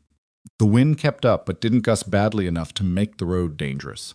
They reached the turnoff for Rattler Creek in the last light of the afternoon, and she was at the cookhouse by dark, and the bread was in the oven before 7, and she delivered it to the hotel the following morning, 40 minutes later than usual, with her hair still damp from the cold and her hands red from the temperature. Forsyth accepted it without comment about the timing. She went back to the cookhouse and stood in the middle of it, in the smell of bread and smoke and the particular morning light through the east window, and for a moment she did not do anything at all. She was tired. She was properly tired. The accumulated weight of 5 months of 4 o'clock mornings and bank deadlines and market days, and the cold drive to Sable Fork and back. She was tired in a way that was not fixed by one night of reasonable sleep. She stood there and let herself be tired for about 2 minutes, which was what she could afford. Then she went back to the prep table and started measuring for the morning's work. Payne came to her stall the following Saturday. She had been expecting it, expecting him to show up with his pleasant manner and his follow-up questions about whether she'd thought further about the proposal, expecting him to apply the gentle, patient pressure he was so skilled at applying in the expectation that it would eventually produce compliance. What she had not expected was who he brought with him. There were 2 men she didn't recognize, both well-dressed, both from somewhere that wasn't Rattler Creek, and a third man she did recognize, which was her specific difficulty. The third man was Ted Mayhew, who sat on the Rattler Creek Town Council and who had been one of the more vocal advocates for the post-road expansion that Payne's property plays were tied to. Mayhew was not a corrupt man precisely. He was an optimistic one, which in Marlo's experience was sometimes more dangerous, a man who wanted to believe in a good investment because a good investment would be good for the town, and who was therefore susceptible to presentations that appealed to that want. Payne made the introduction smoothly. The two Denver men, Culhane and a quieter man named Brees, shook her hand with the practiced pleasantness of people who were good at meeting strangers on short acquaintance. Mayhew she already knew. "I wanted the gentleman to see the market," Payne said, with the ease of someone who had been arranging this kind of scene all his professional life, "to get a sense of what the community looks like and who the key people in it are." "And you thought you'd bring them to my stall," she said. "You're the best example of what this town has to offer," Payne said. "Someone who's built something real from the ground up." Culhane was looking at her with the evaluating eye of a man who assessed assets for a living. "Your reputation precedes you, Miss Bennett," he said. "Douglas speaks very highly of your work." "Douglas and I have a history," she said pleasantly. Something shifted in Payne's expression fast, gone before most people would have caught it. "A productive history," he said smoothly. "Instructive," she said. Culhane appeared to find something to look at on the other side of the market. Bryce, the quieter one, was watching her with an expression she couldn't fully read, not hostile, not entirely comfortable. Mayhew was looking between her and Payne with the slightly puzzled expression of a man who sensed subtext he hadn't been briefed on. "Miss Bennett," Bryce said, speaking for the first time, "have you given Mr. Payne's proposal any further thought?" "I've been giving it careful consideration," she said, "as I would with any major business decision." "The timeline on the Sulphur Street property is moving fairly quickly," Brees said. "We'd want to have the full partnership structure established before the county filing advances. Stand." She looked at the two Denver men and then at Mayhew and then at Payne. "I'd want to see the credit arrangement before I committed to anything," she said. "As a potential partner, I'd need to understand the full financial structure, the specific terms of the Denver credit line, the collateral backing it, and how the partnership's liability is distributed." She smiled pleasantly. "Surely that's a reasonable request." Payne's face was perfectly controlled. Culhane's was not. It was a very small thing, a slight tightening around the eyes, a fraction of a second's hesitation before he answered. But it was there, and she had been looking for it, and now she had seen it. "Of course," Culhane said. "We'd be happy to share the relevant documentation with any prospective partners." "Wonderful," she said. "I'll look forward to receiving it." They left a few minutes later, and she watched them go, and she thought, Culhane knows what's in the credit arrangement. He knows it doesn't look the way it should, which means he is either Payne's accomplice or Payne's victim, and from the way he'd reacted, she was not yet certain which.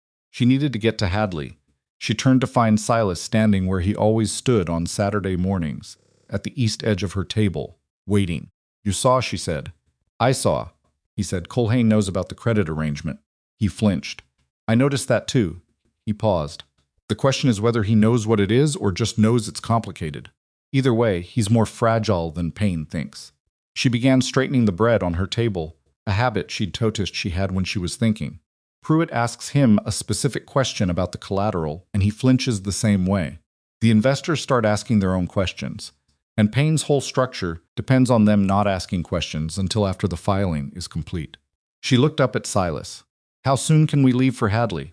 "Tuesday," he said. "I can be ready Tuesday." "I'll be ready Monday," she said. He almost smiled. "Tuesday," he said again. And it was, she understood, not him overruling her, but him protecting her from running herself into the ground before the most important part of this was finished. She accepted it in the same way. She had accepted the blanket in the wagon bed, without ceremony, without making it mean more than it meant, but without pretending it didn't mean anything at all.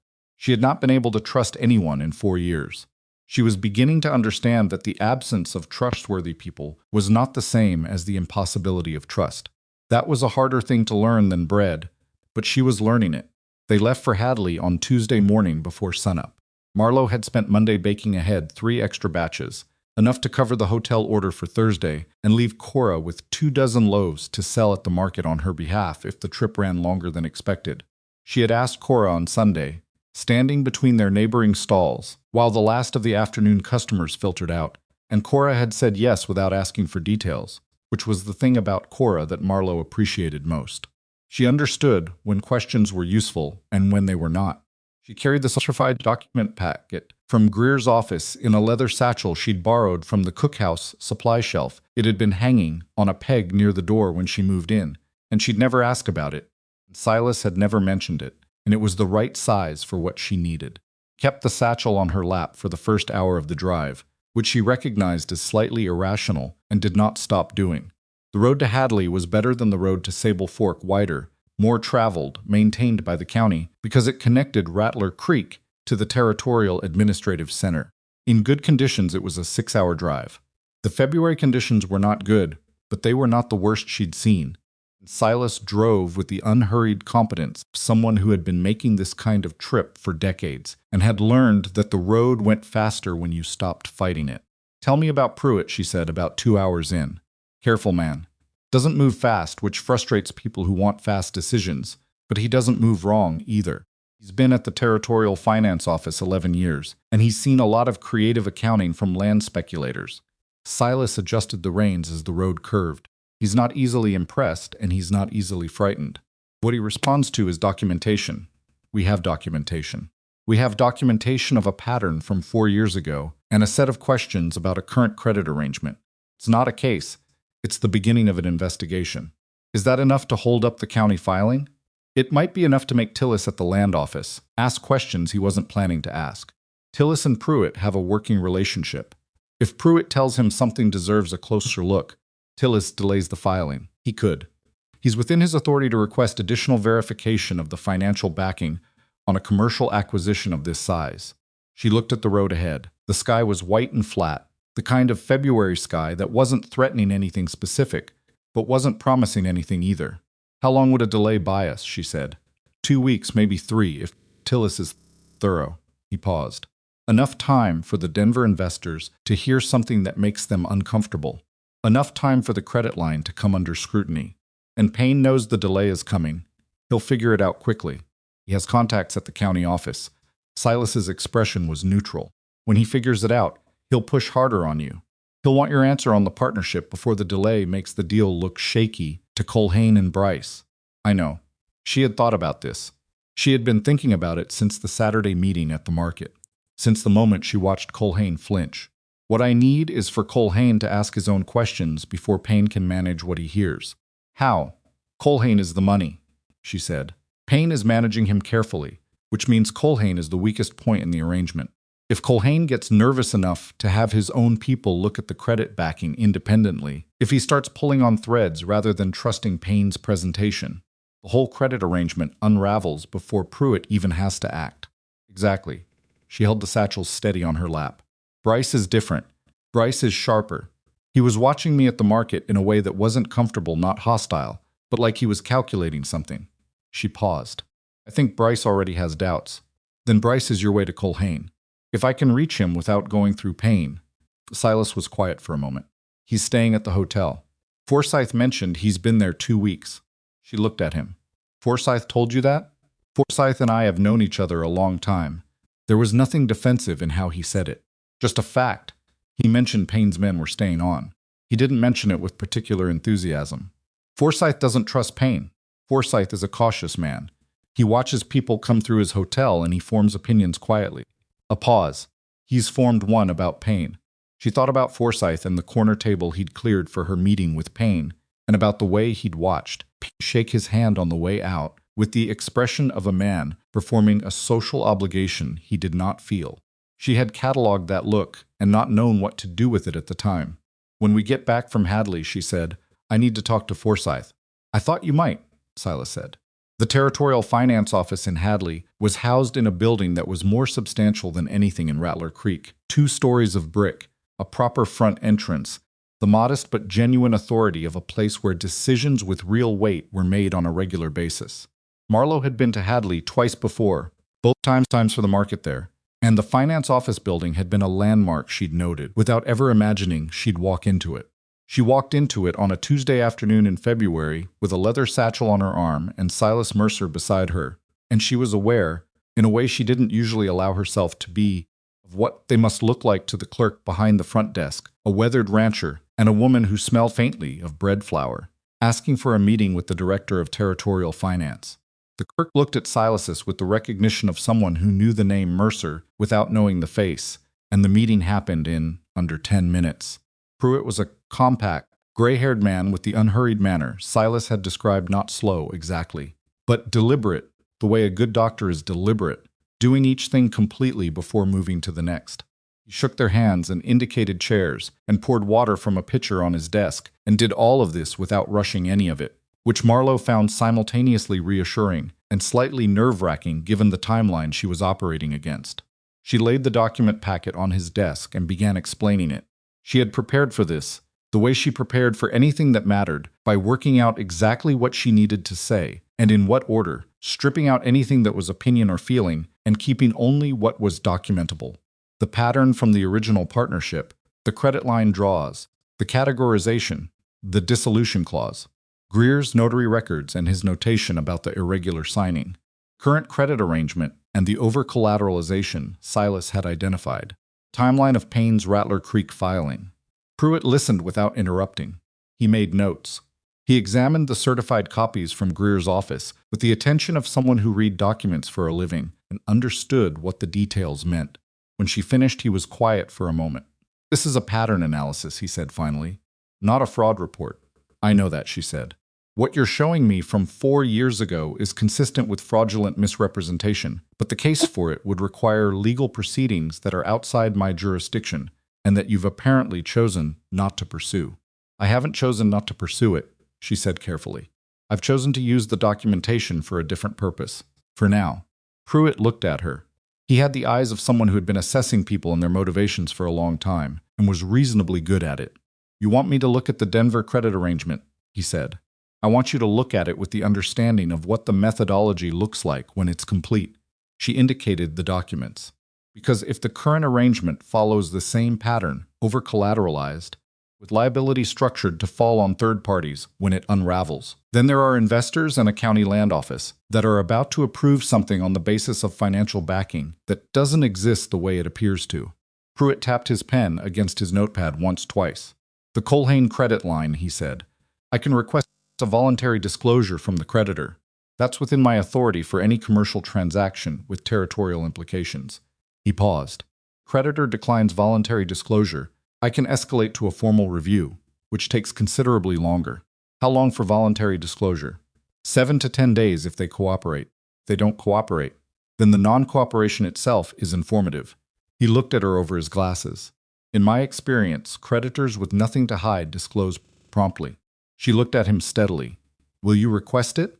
He was quiet for a moment that stretched long enough that she felt the particular tension of a conversation balanced on a fulcrum. "Leave me the certified copies," he said. "I'll read them thoroughly. If what you're showing me holds up, and at first reading it appears to, I'll send the voluntary disclosure request by the end of the week." She set the copies on his desk. "Thank you," she said. It was not a triumphant moment. It was a careful procedural moment in a brick building in Hadley on a cold Tuesday afternoon, and it would lead to a process that would take days or weeks and could fail at any number of points. But something had been set in motion that had not been in motion before, and she recognized the difference between those two states clearly enough to understand what had just happened. They walked out of the territorial finance office into the February cold, and she stood on the steps for a moment and breathed. "Well," Silas said. "He'll do it," she said. "He's a careful man, like you said. He won't do anything he's not sure is within his authority. But he's sure about this. 7 to 10 days. Which means we need to be back in Rattler Creek managing what happens when Payne finds out something is moving." She looked at the street. "He'll know he has contacts." "Then we drive back tonight," Silas said, "if you're up for it." She was tired. She was genuinely, thoroughly tired in a way that had been building since January, and that she had been managing by not looking at it directly. She thought about the cookhouse and the east-facing window and the recipe book on the prep table and the smell of bread in the morning. "I'm up for it," she said. They reached Rattler Creek after midnight, and she slept 4 hours and was at the cookhouse by 4:30, which was 30 minutes later than usual and which she considered an indulgence she had earned. The bread she had made Monday was still good. She delivered the hotel order on Thursday, and Forsyth received it without comment about the slight irregularity in timing. And when she asked if he had a few minutes to talk, he led her to the small office behind the front desks, with the manner of a man who had been waiting to be asked. "Payne," she said, sitting down. "Yes," Forsyth said, without needing her to finish the sentence. "You've been watching him." "I watch everyone who stays in my hotel." He folded his hands on the desk. "Mr. Payne receives a significant number of late-evening visitors. He sends a significant number of letters. He has extended private meetings with Mr. Bryce that he does not appear to have with Mr. Culhane, which I find interesting given that Culhane is, on paper, the senior investor. Bryce and Payne are closer than the arrangement makes them look. That's my read. Forsyth paused. Mr. Culhane, on the other hand, appears increasingly uncomfortable. He asked my front desk clerk, 2 days ago, about the reliability of the county land office. Not about any specific matter, just a general question about the office's reputation for thoroughness. Marlo absorbed this. Culhane was already nervous. Independent of anything she or Silas had done, Culhane was already asking the kind of questions a man asks when he's not sure he's been told the full picture. Bryce, she said, is he trustworthy? I don't know him well enough to say. Forsyth considered. He's sharper than he appears in Payne's company. I've seen him when Payne isn't in the room, and he's a different kind of man, quieter, more observant, less comfortable with the performance of it. She thought about the way Bryce had watched her at the market stall. Not the evaluating look of an investor assessing an asset, but something more specific than that. The look of someone who was trying to figure out whether she knew something. I need to speak to Bryce alone, she said. Before Payne knows I've done it. Forsyth looked at her for a moment. Bryce takes breakfast at 7, he said, before Payne is typically up. He sits at the window table near the east wall. A pause. I could see to it that the table beside his is available tomorrow morning. She looked at him. You've been waiting for someone to pull on this, she said. I've been waiting for someone who knew what they were pulling on, Forsyth said. There's a difference. She arrived at the hotel at 7:10 the following morning. Bryce was at the window table as Forsyth had said. With coffee and a plate of eggs he was eating slowly, reading a folded newspaper. He looked up when she sat down at the adjacent table, and something moved in his expression recognition. Recalibration. The slight shift of a man who had expected to be alone and was adjusting to the fact that he wasn't. She ordered coffee and let the silence sit for a moment. Miss Bennett, he said finally, Mr. Bryce. She wrapped both hands around the coffee cup. I want to talk to you without Douglas knowing. He looked at her steadily. He did not perform surprise. That confirmed something she'd already suspected. What about, he said. The credit arrangement backing the Sulphur Street acquisition. She held his gaze. Specifically the collateral on the Culhane line. Something in his face settled not relief exactly, but the particular quality of a man who had been carrying a question for a while and was now being asked it by someone external, which meant he was no longer alone with it. You know about the collateral, he said. It was not a question. I know what over-collateralization looks like when it's been structured deliberately, she said. I have a specific reason to know. Payne and I have a history, told me. Did he tell you his version or what actually happened? Bryce looked at the window for a moment. He told me your partnership dissolved due to mismanagement, he said carefully. Shared responsibility. Both parties made errors. That's one way to describe it. She kept her voice even. The other way is that he drew $68 from the business credit line against costs he recorded as equipment purchases, and the equipment was never delivered, and when the business was dissolved, the debt was structured to fall under my name. I have the ledger records, the supplier invoices, and the certified notary documents from the original partnership agreement. She paused. I also have a voluntary disclosure request now sitting on the desk of the Territorial Finance Director in Hadley regarding the Culhane credit line. Bryce was very still. Pruitt, he said. You know him. I know the name. He looked at his coffee. How long has the request been in? 4 days. He was quiet for a long moment. The morning light through the window fell across the table in a way that showed how tired he looked. Not the tiredness of last night, but the accumulated tiredness of someone who had been pushing down a concern for weeks. Culhane doesn't know the full collateral picture, he said. It came out with the quality of a thing that had been held behind a door for too long and was moving through it now, whether it was a good idea or not. He knows the line is structured creatively. He doesn't know that the Colorado property it's mortgaged against already has a prior lien that supersedes ours. Marlo said nothing. She let him keep going. I found it 6 weeks ago, Bryce said, when I was doing independent verification on the collateral chain. I brought it to Payne, and he said it was a paperwork issue that would be resolved before closing. He said the lien was being cleared. He looked up at her. It hasn't been cleared. I checked again last week. Still there. So the credit line is backed by property that's already mortgaged to someone else, which means if the Culhane line is called, there's nothing behind it, she said. And Culhane doesn't know that, Bryce said. The word sat between them on the table with the specific weight of something that had been managed and managed and managed and had finally gotten too heavy. "What are you going to do?" she said. He looked at her with the expression of a man working through a calculation that had a clear answer he had not yet committed to saying out loud. "I need to talk to Culhane," he said. "Before Payne knows Pruitt has the request." Yes, he looked at the window. "Culhane's going to be angry. He trusted Douglas's presentation. He's been telling his partners in Denver, this is solid." "That's between you and him," she said. "I'm not interested in the Denver investors' problems except as they affect the Sulphur Street filing." She picked up her coffee.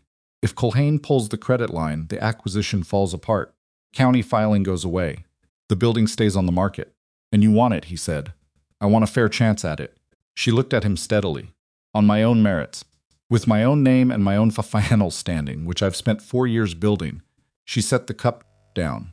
"What I want is not to be maneuvered out of something I've worked for by a man who has already taken enough from me." Bryce looked at her for a long moment. "I'm sorry," he said, "about what he did to you before." "I know." She stood up. "Talk to Culhane, Mr. Bryce. Do it today, before Payne gets wind of Pruitt's request and starts managing the story." She left the hotel and walked out into the February morning and stood on the main street of Rattler Creek with her breath clouding in the cold, and she allowed herself 30 seconds of something that was not quite hope, but was in that general territory. Then she walked back to the cookhouse. The day Pruitt's voluntary disclosure request arrived at Culhane's office was, she learned later, the same day Culhane had a 2-hour meeting with Bryce in his hotel room with the door closed. She did not learn these things directly. She learned them the way information moved in a town like Rattler Creek, through Cora, through Forsyth, through the particular osmosis of a small community where people paid attention to visible events and made reasonable inferences about what they meant. Culhane sent 3 telegrams in one afternoon. Payne was seen leaving the hotel in the early evening with the compressed, purposeful walk of a man who has received bad news and is working out how to address it. Bryce checked out of the hotel the following morning and took the stage east. And on a Thursday afternoon, 9 days after she and Silas had sat in Pruitt's office, Silas came to the cookhouse door and told her that Culhane had withdrawn the credit line. She was in the middle of measuring for the afternoon batch, and she set down the measuring cup and looked at him. "Withdrawn," she said, "fully. He's recalled the entire line. The Sulphur Street acquisition there's no backing for it anymore." He paused. "County filing is suspended pending new financial verification, which Payne doesn't have." She stood very still for a moment. "Payne," she said, "still in town. He's trying to restructure. He sent letters to 2 other potential backers in Denver, from what I've heard." But he paused again, and in the pause she heard something. "What?" she said. "Pruitt sent a letter to the Rattler Creek County Land Office. To Tillis. He's flagged the Sulphur Street filing for enhanced review. Not just the suspended acquisition, any future acquisition of that property by the same party." He looked at her directly. He cited the pattern documentation. "Your documentation." She absorbed this. "Payne can't acquire that building," she said. "Not without going through a review process that will require him to show clean financials on everything." "Can't do," Silas said. "Not with the ledger records in Pruitt's file." She turned away from him and looked at the prep table and the measuring cup and the open recipe book, and she pressed her hands flat on the surface of the table and breathed. 4 years. 4 years of 4 o'clock mornings, and this table, or a table like it, and the recipe book open to whatever page she needed, and the smell of the stoves coming up to temperature in the dark. 4 years of the tin box under the floorboard, and the bank notices, and the Saturday markets, and the worn-down heels on the boots she couldn't yet afford to replace.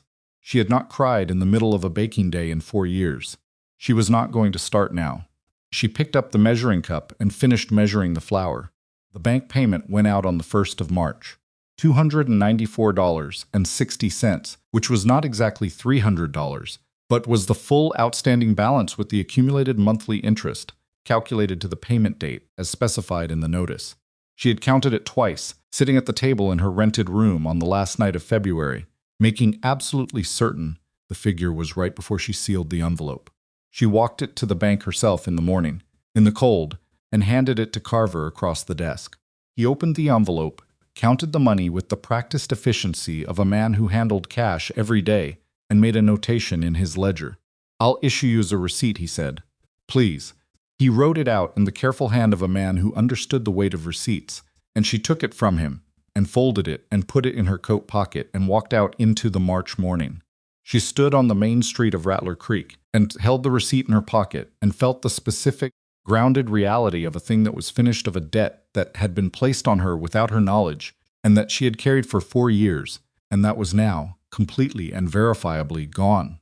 She thought about Douglas Payne, who was still in town, still trying to restructure, still working the angles with the particular persistence of a man who had never been fully stopped before and did not entirely believe he could be. She thought about the county land office in Tillis and the enhanced review flag and the ledger records in Pruitt's file. She thought about the corner building on Sulphur Street. She walked there. It was 7 blocks from the bank, which she had always known, and which had always felt like both a reasonable distance and a statement close enough to be visible, far enough to require intent. She walked the 7 some in the March cold, with her hands in her coat pockets, and turned the corner onto Sulphur Street and stood in front of the building. It was not beautiful. It had been empty for 2 years, and it looked at the front window had a crack in the lower right pane that had been there since the fall. There was weathering on the wood trim above the door that needed attention, and the paint, which had once been some dark color she couldn't identify from the remnants, had peeled to the point of being more a memory of paint than paint itself.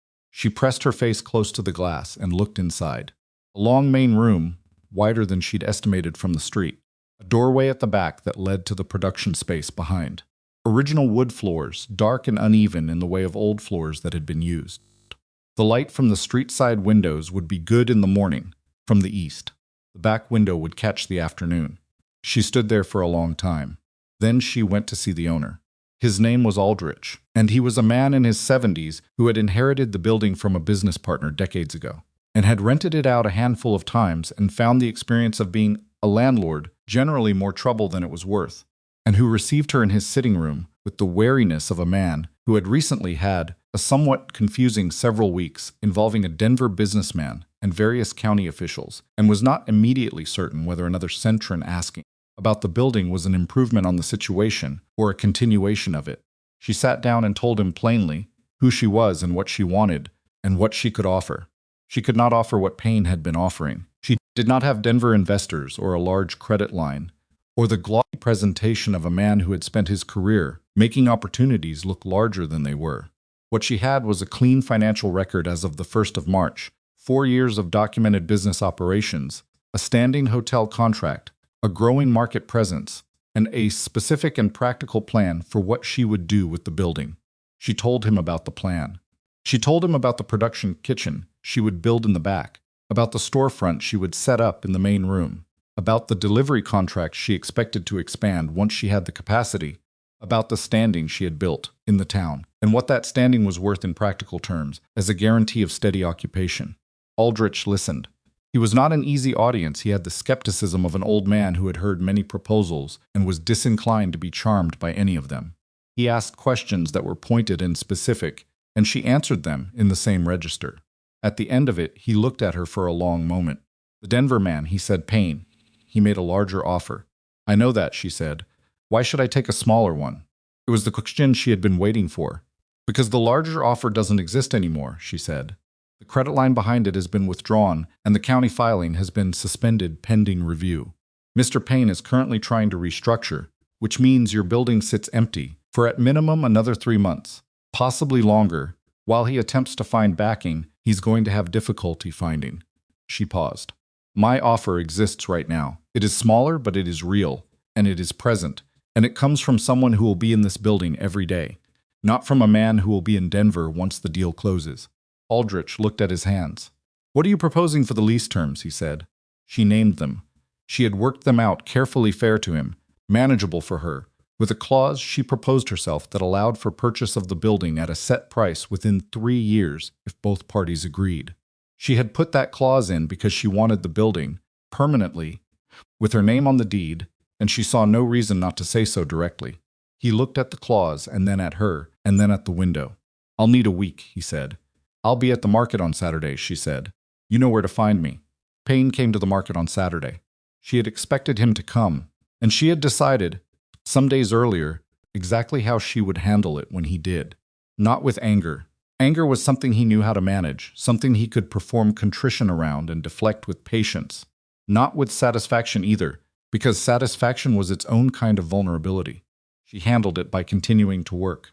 He arrived mid-morning, when the market was full enough that a conversation at her stall would be visible to anyone paying attention, which she suspected was not an accident on his part. He was dressed as well as ever. He looked like a man who was managing something difficult and managing it with the practiced ease of someone who had managed difficult things before and expected to come out the other side. He was not, she noted, panicked. She gave him that much. The Hadley situation, he said, without preamble, when he reached her table. I want you to know I understand why you did what you did. Do you, she said. She wrapped a loaf without looking up. You felt you had unresolved grievances from our previous arrangement. I understand that. I should have handled the dissolution differently, and I didn't, and you've carried that. I'm not dismissing it. He paused. But what you've done has affected people beyond the two of us, the investors. Tillis at the county. You built a credit arrangement on collateral that was already lined. She said, still not looking up. That's not something I did. That's something you did. Quiet for a moment. The Colorado property. Don't. She looked at him then directly. Don't explain the Colorado property to me. Don't explain how the lien was going to be cleared, and the timing was unfortunate, and the structure was more complicated than it looks from the outside. I've heard you explain things, Douglas. I know what it sounds like. She set down the loaf she was wrapping. I know exactly what it sounds like, and I'm not interested. The market moved around them. People passed, bought bread from the other end of her table, where she'd positioned everything within reach, moved on. Nobody stopped to listen, but several people slowed in the way people slow when they sense something happening that they haven't been formally invited to observe. Payne looked at her for a long moment. She had expected, somewhere in the part of her mind that kept track of contingencies, that when they finally reached this moment, the moment when he understood she had done what she'd done, and it had worked, she would feel something large and complicated. 4 years of accumulated weight releasing at once. What she felt was simpler than that. She felt steady. I'm going to find other backing, he said. The Sulphur Street building is being considered as owner on the basis of a proposal I've made. She looked at him without hostility.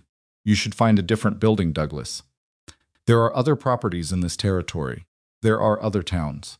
He looked at her with an expression she had not seen from him before, not anger, not the controlled surface of managed disappointment, but something underneath both of those, some stripped-back recognition of a thing that was finished. You're serious, he said. I've been serious since 2020, she said. You just weren't paying attention. He left. She watched him go, and then she turned back to her table and straightened the bread that didn't need straightening, and she breathed. Silas was at the edge of the table. She hadn't heard him arrive. How long have you been there? She said. Long enough, he said. He's not done, she said. He'll try to restructure. He might find backing eventually. Maybe. Silas picked up the pie she'd set aside for him. But you'll have the building by then. She looked at him. Aldrich is here, Silas said, with the matter-of-fact delivery he used for most information. He came into the market 20 minutes ago. He's been at Cora's stall for a while, but I expect he's working his way over. She looked past Silas and saw Aldrich moving through the market with the careful pace of a man in his 70s who did not hurry unnecessarily and had somewhere specific he was going. She straightened her apron. She had spent 4 years building what she was about to walk into, and she knew it, and the knowing of it was not loud or triumphant but solid, the way the floor of the cookhouse was solid under her feet at 4 a.m. when the rest of the world was still dark. Aldrich reached her table and looked at her with the particular expression of an old man who has made a decision he is not going to revisit. Saturday's a good day to find you, he said. It is, she agreed. I've thought about your proposal. He paused, with the timing of a man who was not performing the pause but simply living in it. But the lease terms are acceptable. The purchase clause, I want the timeline extended to 5 years instead of 3. She had expected 3. 5 was better. 5 years is acceptable, she said. He nodded once, with the economy of a man who did not expand gestures beyond their necessary size. When can you start, he said. She thought about the cookhouse and the recipe book, and the east window and the morning light, and she thought about the corner building on Sulphur Street, with its cracked window pane, and its peeling paint, and its good wooden floors. 2 weeks, she said. I have arrangements to make. He nodded again and extended his hand. She shook it, and it was a firm handshake, the handshake of people doing business with each other. He left. She stood behind her table in the March market with the thin winter sun on her face, and Silas beside her, and the signed understanding of a lease in her near future. and she was aware of Cora watching from the next stall, with an expression she was making no effort to conceal, and of Forsyth visible through the hotel window across the street, and of the town moving around her in its ordinary Saturday way, oblivious to most of what had happened, and about to begin the process of finding out. She turned to Silas. "I need to tell you something," she said. He waited. "When I came to your cookhouse the first time," she said, "I was looking for the catch. I spent 3 months after I moved in still looking for the catch." "I know," he said. "You knew? You're careful," he said. "You should be careful, given what you were working with." She looked at him steadily. "There wasn't a catch." "No," he said. "I'm not good at saying things like this," she said. "I want you to know that whatever I'm about to say is not me being easy with words. It's me working at it." He waited the way he always waited, without impatience, without filling the space. "I couldn't have done this without you," she said. "Not the way I did it. Not with the documentation and Pruitt and the notary records. That would have taken me another year alone, and I might not have gotten there before Payne closed the deal." She paused. "You opened doors. You used your name and your contacts, and you didn't once try to take the work out of my hands. It was your work," he said. "Let me finish," she said. Closed his mouth. "Thank you," she said. "For the cookhouse and the wagon and the blanket and the coffee, 4 in the morning, and for going to Sable Fork and Hadley, and for standing at the edge of my table every Saturday and not once making me feel like I owed you something for any of it." She looked at him directly, the way she had learned to look at things she needed to see clearly. "It's not a small thing. That's actually the whole thing." Silas looked at her for a moment with the steadiness that was his particular quality, that stillness that was not absence but presence fully applied. "Cookhouse is yours as long as you need it," he said. "But I expect you won't need it much longer." "No," she agreed. "I won't." They stood in the Saturday market in the March cold, and the town moved around them, and the corner building on Sulphur Street was 7 blocks away, with its cracked window pane and its good floors and its east-facing light, waiting. The 2 weeks she had promised Aldrich turned into 11 days. She could not have explained why she pushed it, why she spent those 11 days baking ahead in the Mercer cookhouse until 2 in the morning and driving into town before dawn to clean the Sulphur Street building herself, scrubbing the floors with a brush she'd bought at the hardware store and hauling out the accumulated debris of 2 years of vacancy in a wheelbarrow she borrowed from the livery. Could not have explained it except to say that she had been waiting for this for 4 years, and she was not interested in waiting one more day than necessary. Cora helped on the second day, arriving unannounced with a second brush and a bucket, and the practical silence of a woman who knew when talk was beside the point. Forsyth sent over 2 of his kitchen staff on the third day, which she had not asked for and which she suspected Silas had arranged, though when she asked him he said only that Forsyth had offered, and he'd seen no reason to discourage it. "I could have managed it alone," she said. "I know," he said. Still went faster. She let it go. On the 8th day, she had the window pane replaced a glazier from the east end of town, who did it in under an hour and charged her a fair price, and told her the rest of the windows were solid, which she had already assessed, but was glad to have confirmed by someone who knew glass. On the 9th day, she had the wood trim repainted by a man named Calvin, who she'd watched do good work on the Hotel Fussad 2 years prior, and who showed up with his own brushes and a color she had specified, dark green, close to the color of the pines on the eastern plateau, nothing she had seen on any other building in town.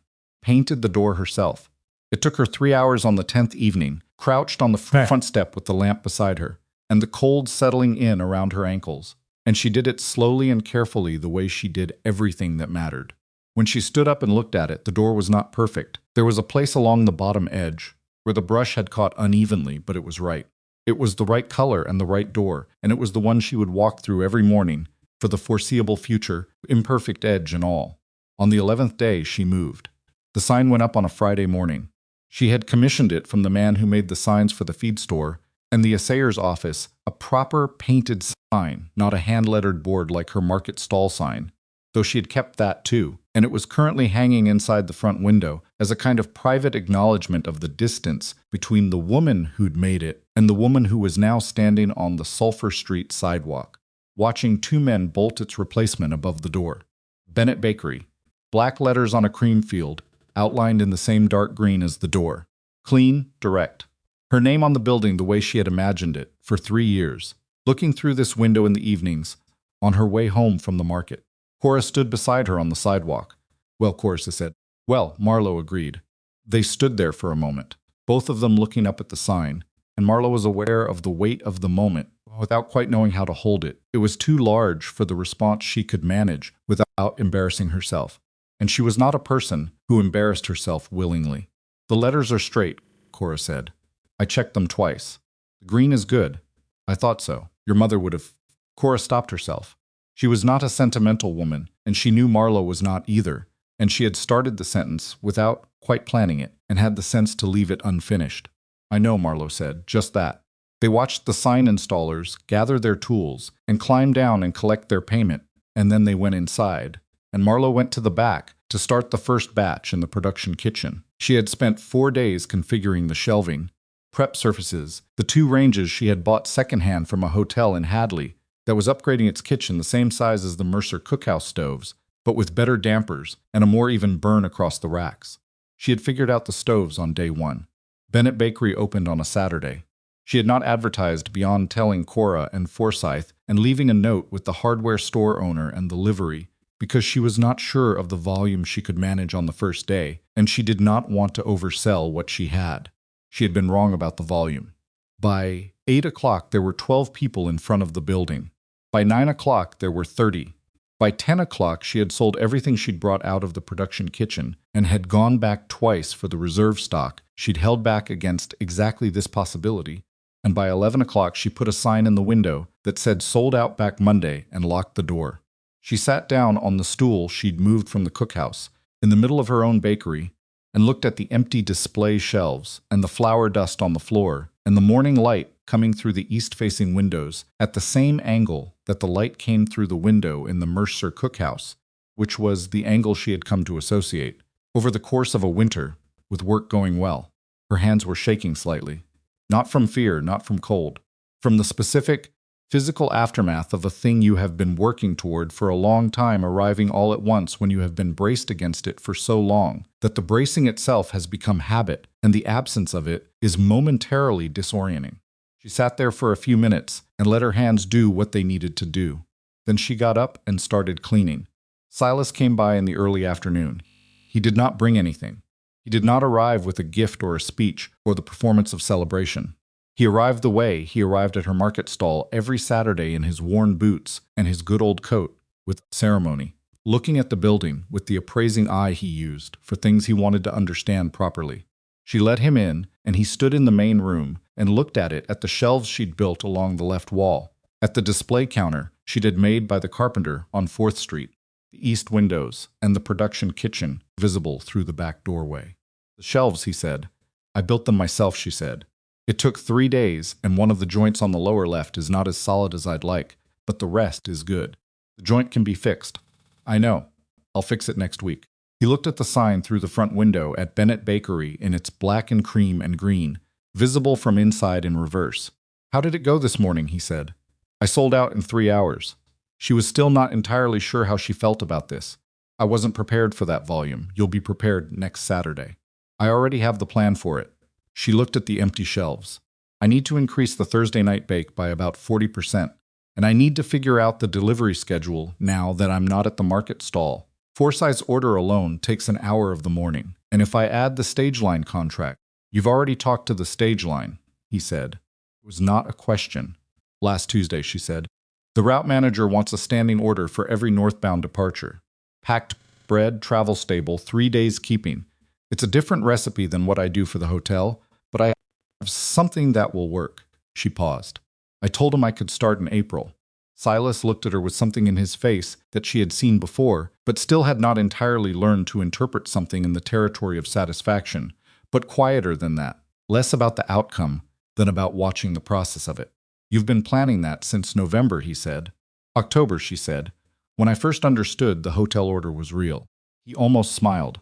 There it was again, that almost, the expression that got 3/4 of the way there, and then decided it had made its point. She went behind the counter and came back with 2 cups of coffee, and she handed one to him, and they stood in the middle of Bennett Bakery, in the afternoon light, and drank it. Cookhouse, she said. You can keep it as long as you need it. The arrangement stands. I don't think I'll need it past May, she said. The production kitchen here has more capacity. Once I'm at full operation, she paused. I want to keep paying the rent through May regardless. We had an agreement, We had an agreement, she said again, not sharply, but with the particular firmness she used for things that were not negotiable. I'm not ending it early, just because I don't need the space anymore. That's not how fair business arrangements work. He looked at her for a moment. All right, he said, thank you for it, she said. Cookhouse. I want to say that plainly, separately from everything else. It was the thing that made the rest possible. Without that building, I was going under before spring. He said nothing, which was, she had learned, his way of accepting things he didn't want to make smaller by responding to them inadequately. They finished their coffee. There's something else, she said. He waited. She had been thinking about how to say this since October, in a variety of formulations that she had discarded one by one because they were either too much or not enough, and she had finally arrived at the understanding that the right way to say a thing like this was probably just to say it. I don't know how to do this, she said. Whatever this is. I haven't done it in a long time, and I wasn't particularly good at it the last time. She looked at him directly. But I'd like to try, if you would. Silas looked at her with the steadiness that was his specific, particular quality, that attentiveness that was never intrusive, never managed, just present. I've been waiting for you to say that since November, he said. She blinked. November. The morning I brought coffee to the cookhouse, he said. You told me about the dissolution clause. The way you said it, not angry, not performing toughness. Just telling me what happened because you'd decided I was worth telling. He paused. I've been waiting since then. She stood in the middle of her bakery and looked at this man, this weathered, unhurried, 12,000-acre, worn boot-wearing man who had noticed she'd rearranged her bread 3 times and hadn't mentioned the coffee he'd put at the far end of the table, so she'd know it was hers without it crowding her work. And she thought about the 4 years she had spent being alone by design, by necessity, by the accumulated logic of what had happened to her and what it had cost. Thought about what it meant that none of that logic applied to him, that she had looked for the catch and not found one, that she had been difficult and cautious and occasionally abrupt, and he had simply remained present without requiring her to be different or more or easier. I'm not easy to be around, she said. I know, I work before sunrise. I think about bread more than is reasonable. I don't ask for help without arguing about it first. I know all of that, he said. I just want to be clear about what you're agreeing to. Marlo. He said her name with the same directness he used for everything else, not gently, not carefully, just plainly. I've been having coffee with you at 4 in the morning in a cold cookhouse for 3 months. I'm clear. She looked at him. Something in her chest that had been held carefully in place for a very long time moved slightly, like a door opened a crack to let in air. All right, she said. Douglas Payne left Rattler Creek on a Wednesday in late March. She heard it from Cora, who heard it from the livery owner, who had rented him the horse for the ride to the stage station 2 towns over.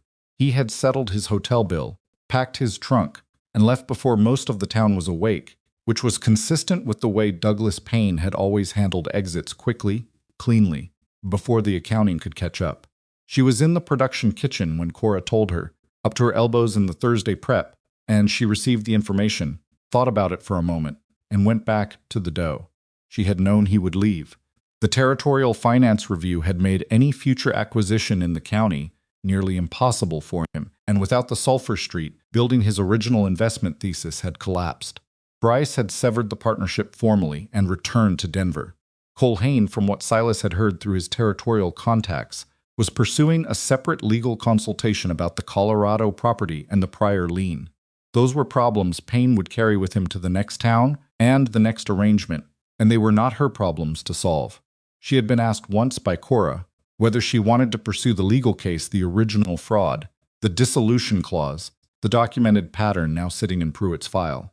She had thought about it honestly. The honest answer was that she had the documentation and the notary records and Pruitt's formal file notation, and that a lawyer who knew what they were looking at could probably build a case that would cost her 2 years, and most of what she'd built to pursue, and might result in a judgment she'd never be able to collect from a man who was already structuring his next disappearing act. And at the end of it, she would have a legal victory against a man who had moved on, and a bakery that had not been run for 2 years while she was fighting instead of baking. The other honest answer was that what she had done had worked. The building on Sulphur Street had not been taken from her. Her financial record was clean. Her name was on the door of a business that was, as of 3 weeks in, already exceeding the projections she had made in January. Douglas Payne had been stopped from doing in Rattler Creek what he had done to her 4 years ago, not because he had been punished for the past, but because the past had made the pattern visible, and visible patterns are harder to repeat. That was not justice in the clean, complete sense that she might have wanted at 25, when she had been younger and more certain about what justice was supposed to look like. It was the other kind, the kind that was available to real people in real situations with real constraints, which was less satisfying in a specific moment and more durable over time. She let him go. She went back to the dough. The month of April was the hardest work she had done since the first winter at the Hendricks property, and she had known it would be and had planned for it, and was still not fully prepared for it. Stage line contract began on the 1st. Forsyth added a second delivery per week in April because the hotel had expanded its dining service. 2 families from the ranching territory 20 miles out had started sending a wagon in every week after hearing about the bakery from the Mercer Ranch hands, who had apparently been talking about the food in the cookhouse for months. She hired a girl named Petra in the second week of April 17, quick with her hands, and willing to start at 5 in the morning without complaint, which was the primary qualification Marlo required, and which Petra met without any apparent difficulty. Teaching Petra was its own kind of work, different from baking alone, and harder in some ways and easier in others. She was not a natural teacher. She was too accustomed to knowing what needed to happen and doing it herself, and the translation of instinct into instruction did not come easily to her. But Petra was patient in the way young people are patient, when they're genuinely interested in something, asking questions that were specific and retaining the answers, and by the 3rd week she could be trusted with the bread alone, while Marlo focused on the specialty items and the stage line packing. "You're harder on yourself than you are on me," Petra said one morning, watching Marlo discard a batch of rolls she'd decided were not right. "Yes," Marlo said, without elaboration. Petra looked at the discarded rolls, which looked fine to her. "What's wrong with those?" "The bottom crust. It's dense where it should be airy. Something happened with the second rise. The kitchen was too cold last night, and it slowed the yeast." She looked at the rolls. "They'd sell. People would eat them and not complain. But I know what they should be." Petra absorbed this in the way of a young person absorbing this lesson that was about more than bread. "Is it worth the loss?" she said. Marlo looked at the rolls for a moment. "The day I stop knowing the difference is the day the bakery starts becoming ordinary," she said. "So yes, it's worth it." She wasn't sure Petra fully understood that yet. She suspected she would eventually. Silas came to the bakery on Thursday evenings. Not every Thursday. Ranching in spring was not the kind of work that allowed for reliable schedules, but often enough that she began to expect him. And the expectation itself was something she paid attention to, because she had not expected anyone in a long time, and the feeling of it was unfamiliar in a way that required adjustment.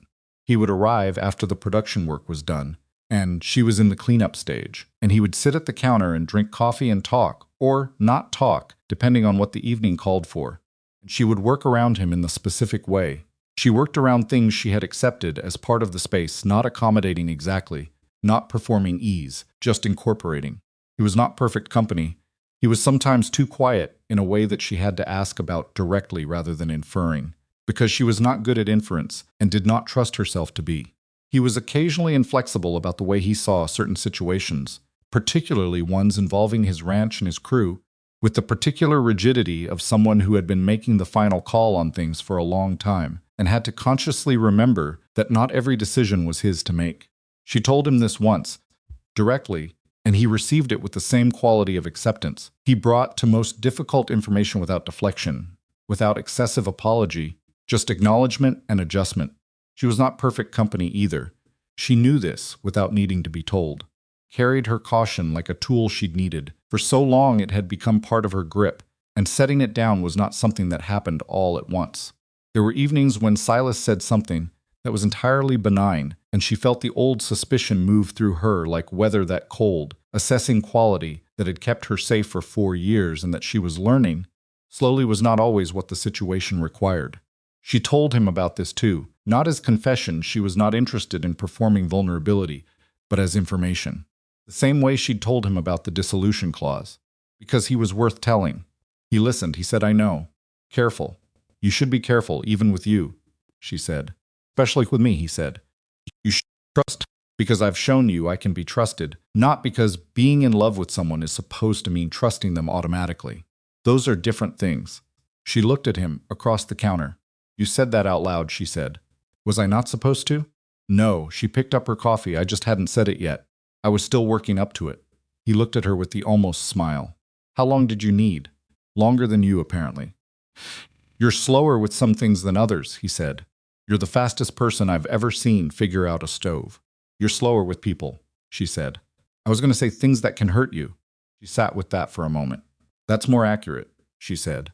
By June, Bennett Bakery was the most consistent commercial establishment on Sulphur Street, which was not the same as the most profitable or the most visible, but which was a distinction that mattered to the people who depended on it. The hotel, the stage line, the ranching families, the market regulars who had followed her from Chestnut Row, they came because the bread was reliable. And it was reliable because she made it that way. Deliberately, every day, the same standards regardless of whether she was tired, or whether the weather had been difficult, or whether something else in her life required attention. Petra had proven herself by May and received a small raise that Marlo had built into the budget in April on the assumption that this would happen. Cora sent customers from her market stall to the bakery on weekdays, and Marlo returned the favor by carrying Cora's dried herbs on the counter near the register, which was a small arrangement that cost nothing and meant a great deal. In late June, Marlo paid off the first month's installment on the purchase clause. She had not told Aldrich she was going to do this. The clause did not require payments until the 3-year mark, which she had extended to 5, but she had done the arithmetic and understood that building equity early would reduce the final payment significantly. So she brought the money to Aldrich's sitting room on a Tuesday morning and explained what it was. He looked at the money and then at her. You don't have to do this yet, he said. I know, she said. I want the building to be mine. The sooner I start working toward that, the sooner it is. Counted the money. He made a notation in his record. He gave her a receipt. You're going to be all right, he said. The way old men sometimes say things not as prediction but as assessment, something observed and recorded. I know that too, she said. There is something that does not get said often enough about the people who rebuild. Not the ones who are knocked down and get back up in a single dramatic moment, the way stories sometimes tell it, the transformation scene, the triumph, the clean resolution that arrives like weather clearing. Those moments happen, but they are not the whole story, and usually not even the most important part of it. The more significant thing is the daily work, the 4 o'clock mornings, the bread that doesn't turn out right and gets discarded anyway, because the standard matters even when no one is watching. The ledger kept carefully in a rented room, the arithmetic done honestly, the choices made incrementally over months and years, by a person who is tired but who keeps going. Stopping is not a real option, and because the work itself, despite everything, is still the thing that makes sense. Marlo Bennett was not a woman who had been saved by anyone. She had been help that was real, and she knew it, and she did not pretend otherwise. The cookhouse had been help. The wagon had been help. The contacts in Hadley and the coffee at 4 in the morning, and the man who noticed she had rearranged her bread 3 times and said nothing about it, but stayed anyway. All of that had been help, genuine and real, and it had made the difference between a story that ended badly and a story that didn't. But help is not the same as rescue. Help is what happens when one person extends a hand and another person reaches for it from a place of their own strength, and the reaching is as important as the extending. The help that was given to Marlo Bennett was given to someone who was still standing, still working, still keeping the ledger and the recipe book and the tin box with the documents that would matter when the time came. She received it without relinquishing the agency that made her capable of using it. That is a harder thing than being saved. It requires more from the person receiving than from the person giving, and it does not arrive as a single moment but accumulates over months. Over small decisions made alone at tables in the early morning, over choosing, again and again, to keep the standard even when lowering it would be easier. She had been afraid that trust, once broken the way Payne had broken it, was a thing that could be rebuilt only into a diminished version of itself, that the best she could manage was a functional wariness, an ability to cooperate without fully opening the door. She had been wrong about that, but the discovery of being wrong had required time and evidence, and a person who was patient enough to let her accumulate both without pressure. Silas Mercer was not a man who had filled her life with his wealth or his connections or his name. He was a man who had looked at what she was building and understood that the worst thing he could do was try to build it for her. The best thing he could do, the only useful thing, was to stand close enough that she knew she wasn't alone, and far enough that the work remained hers. There is a kind of strength in that, It is not the strength people talk about when they talk about powerful men, not the force, not the weight, not the capacity to reshape a situation by sheer size of resources. It is the strength of knowing what you have and choosing deliberately not to use it in the ways you could. That restraint is harder than it appears from the outside, and Marlo had seen enough of the alternative to understand exactly what it meant when she encountered it. The following spring, she replaced the cracked window pane she had been looking at for a year. It was March, the same month the bakery had opened, and she had the glazier come on a Wednesday morning before the first bake, and she stood in the main room and watched him work. And when he was done, she looked through the clean glass at the street outside at Sulphur Street. In the early morning, the March light coming at the low angle that would steepen as the weeks moved toward summer. The glass was clear, and without the slight distortion the crack had given it for a year. She could see the street exactly as it was. She thought about the woman who had pressed her face against this glass 18 months ago, looking at the dimensions of someone else's empty building.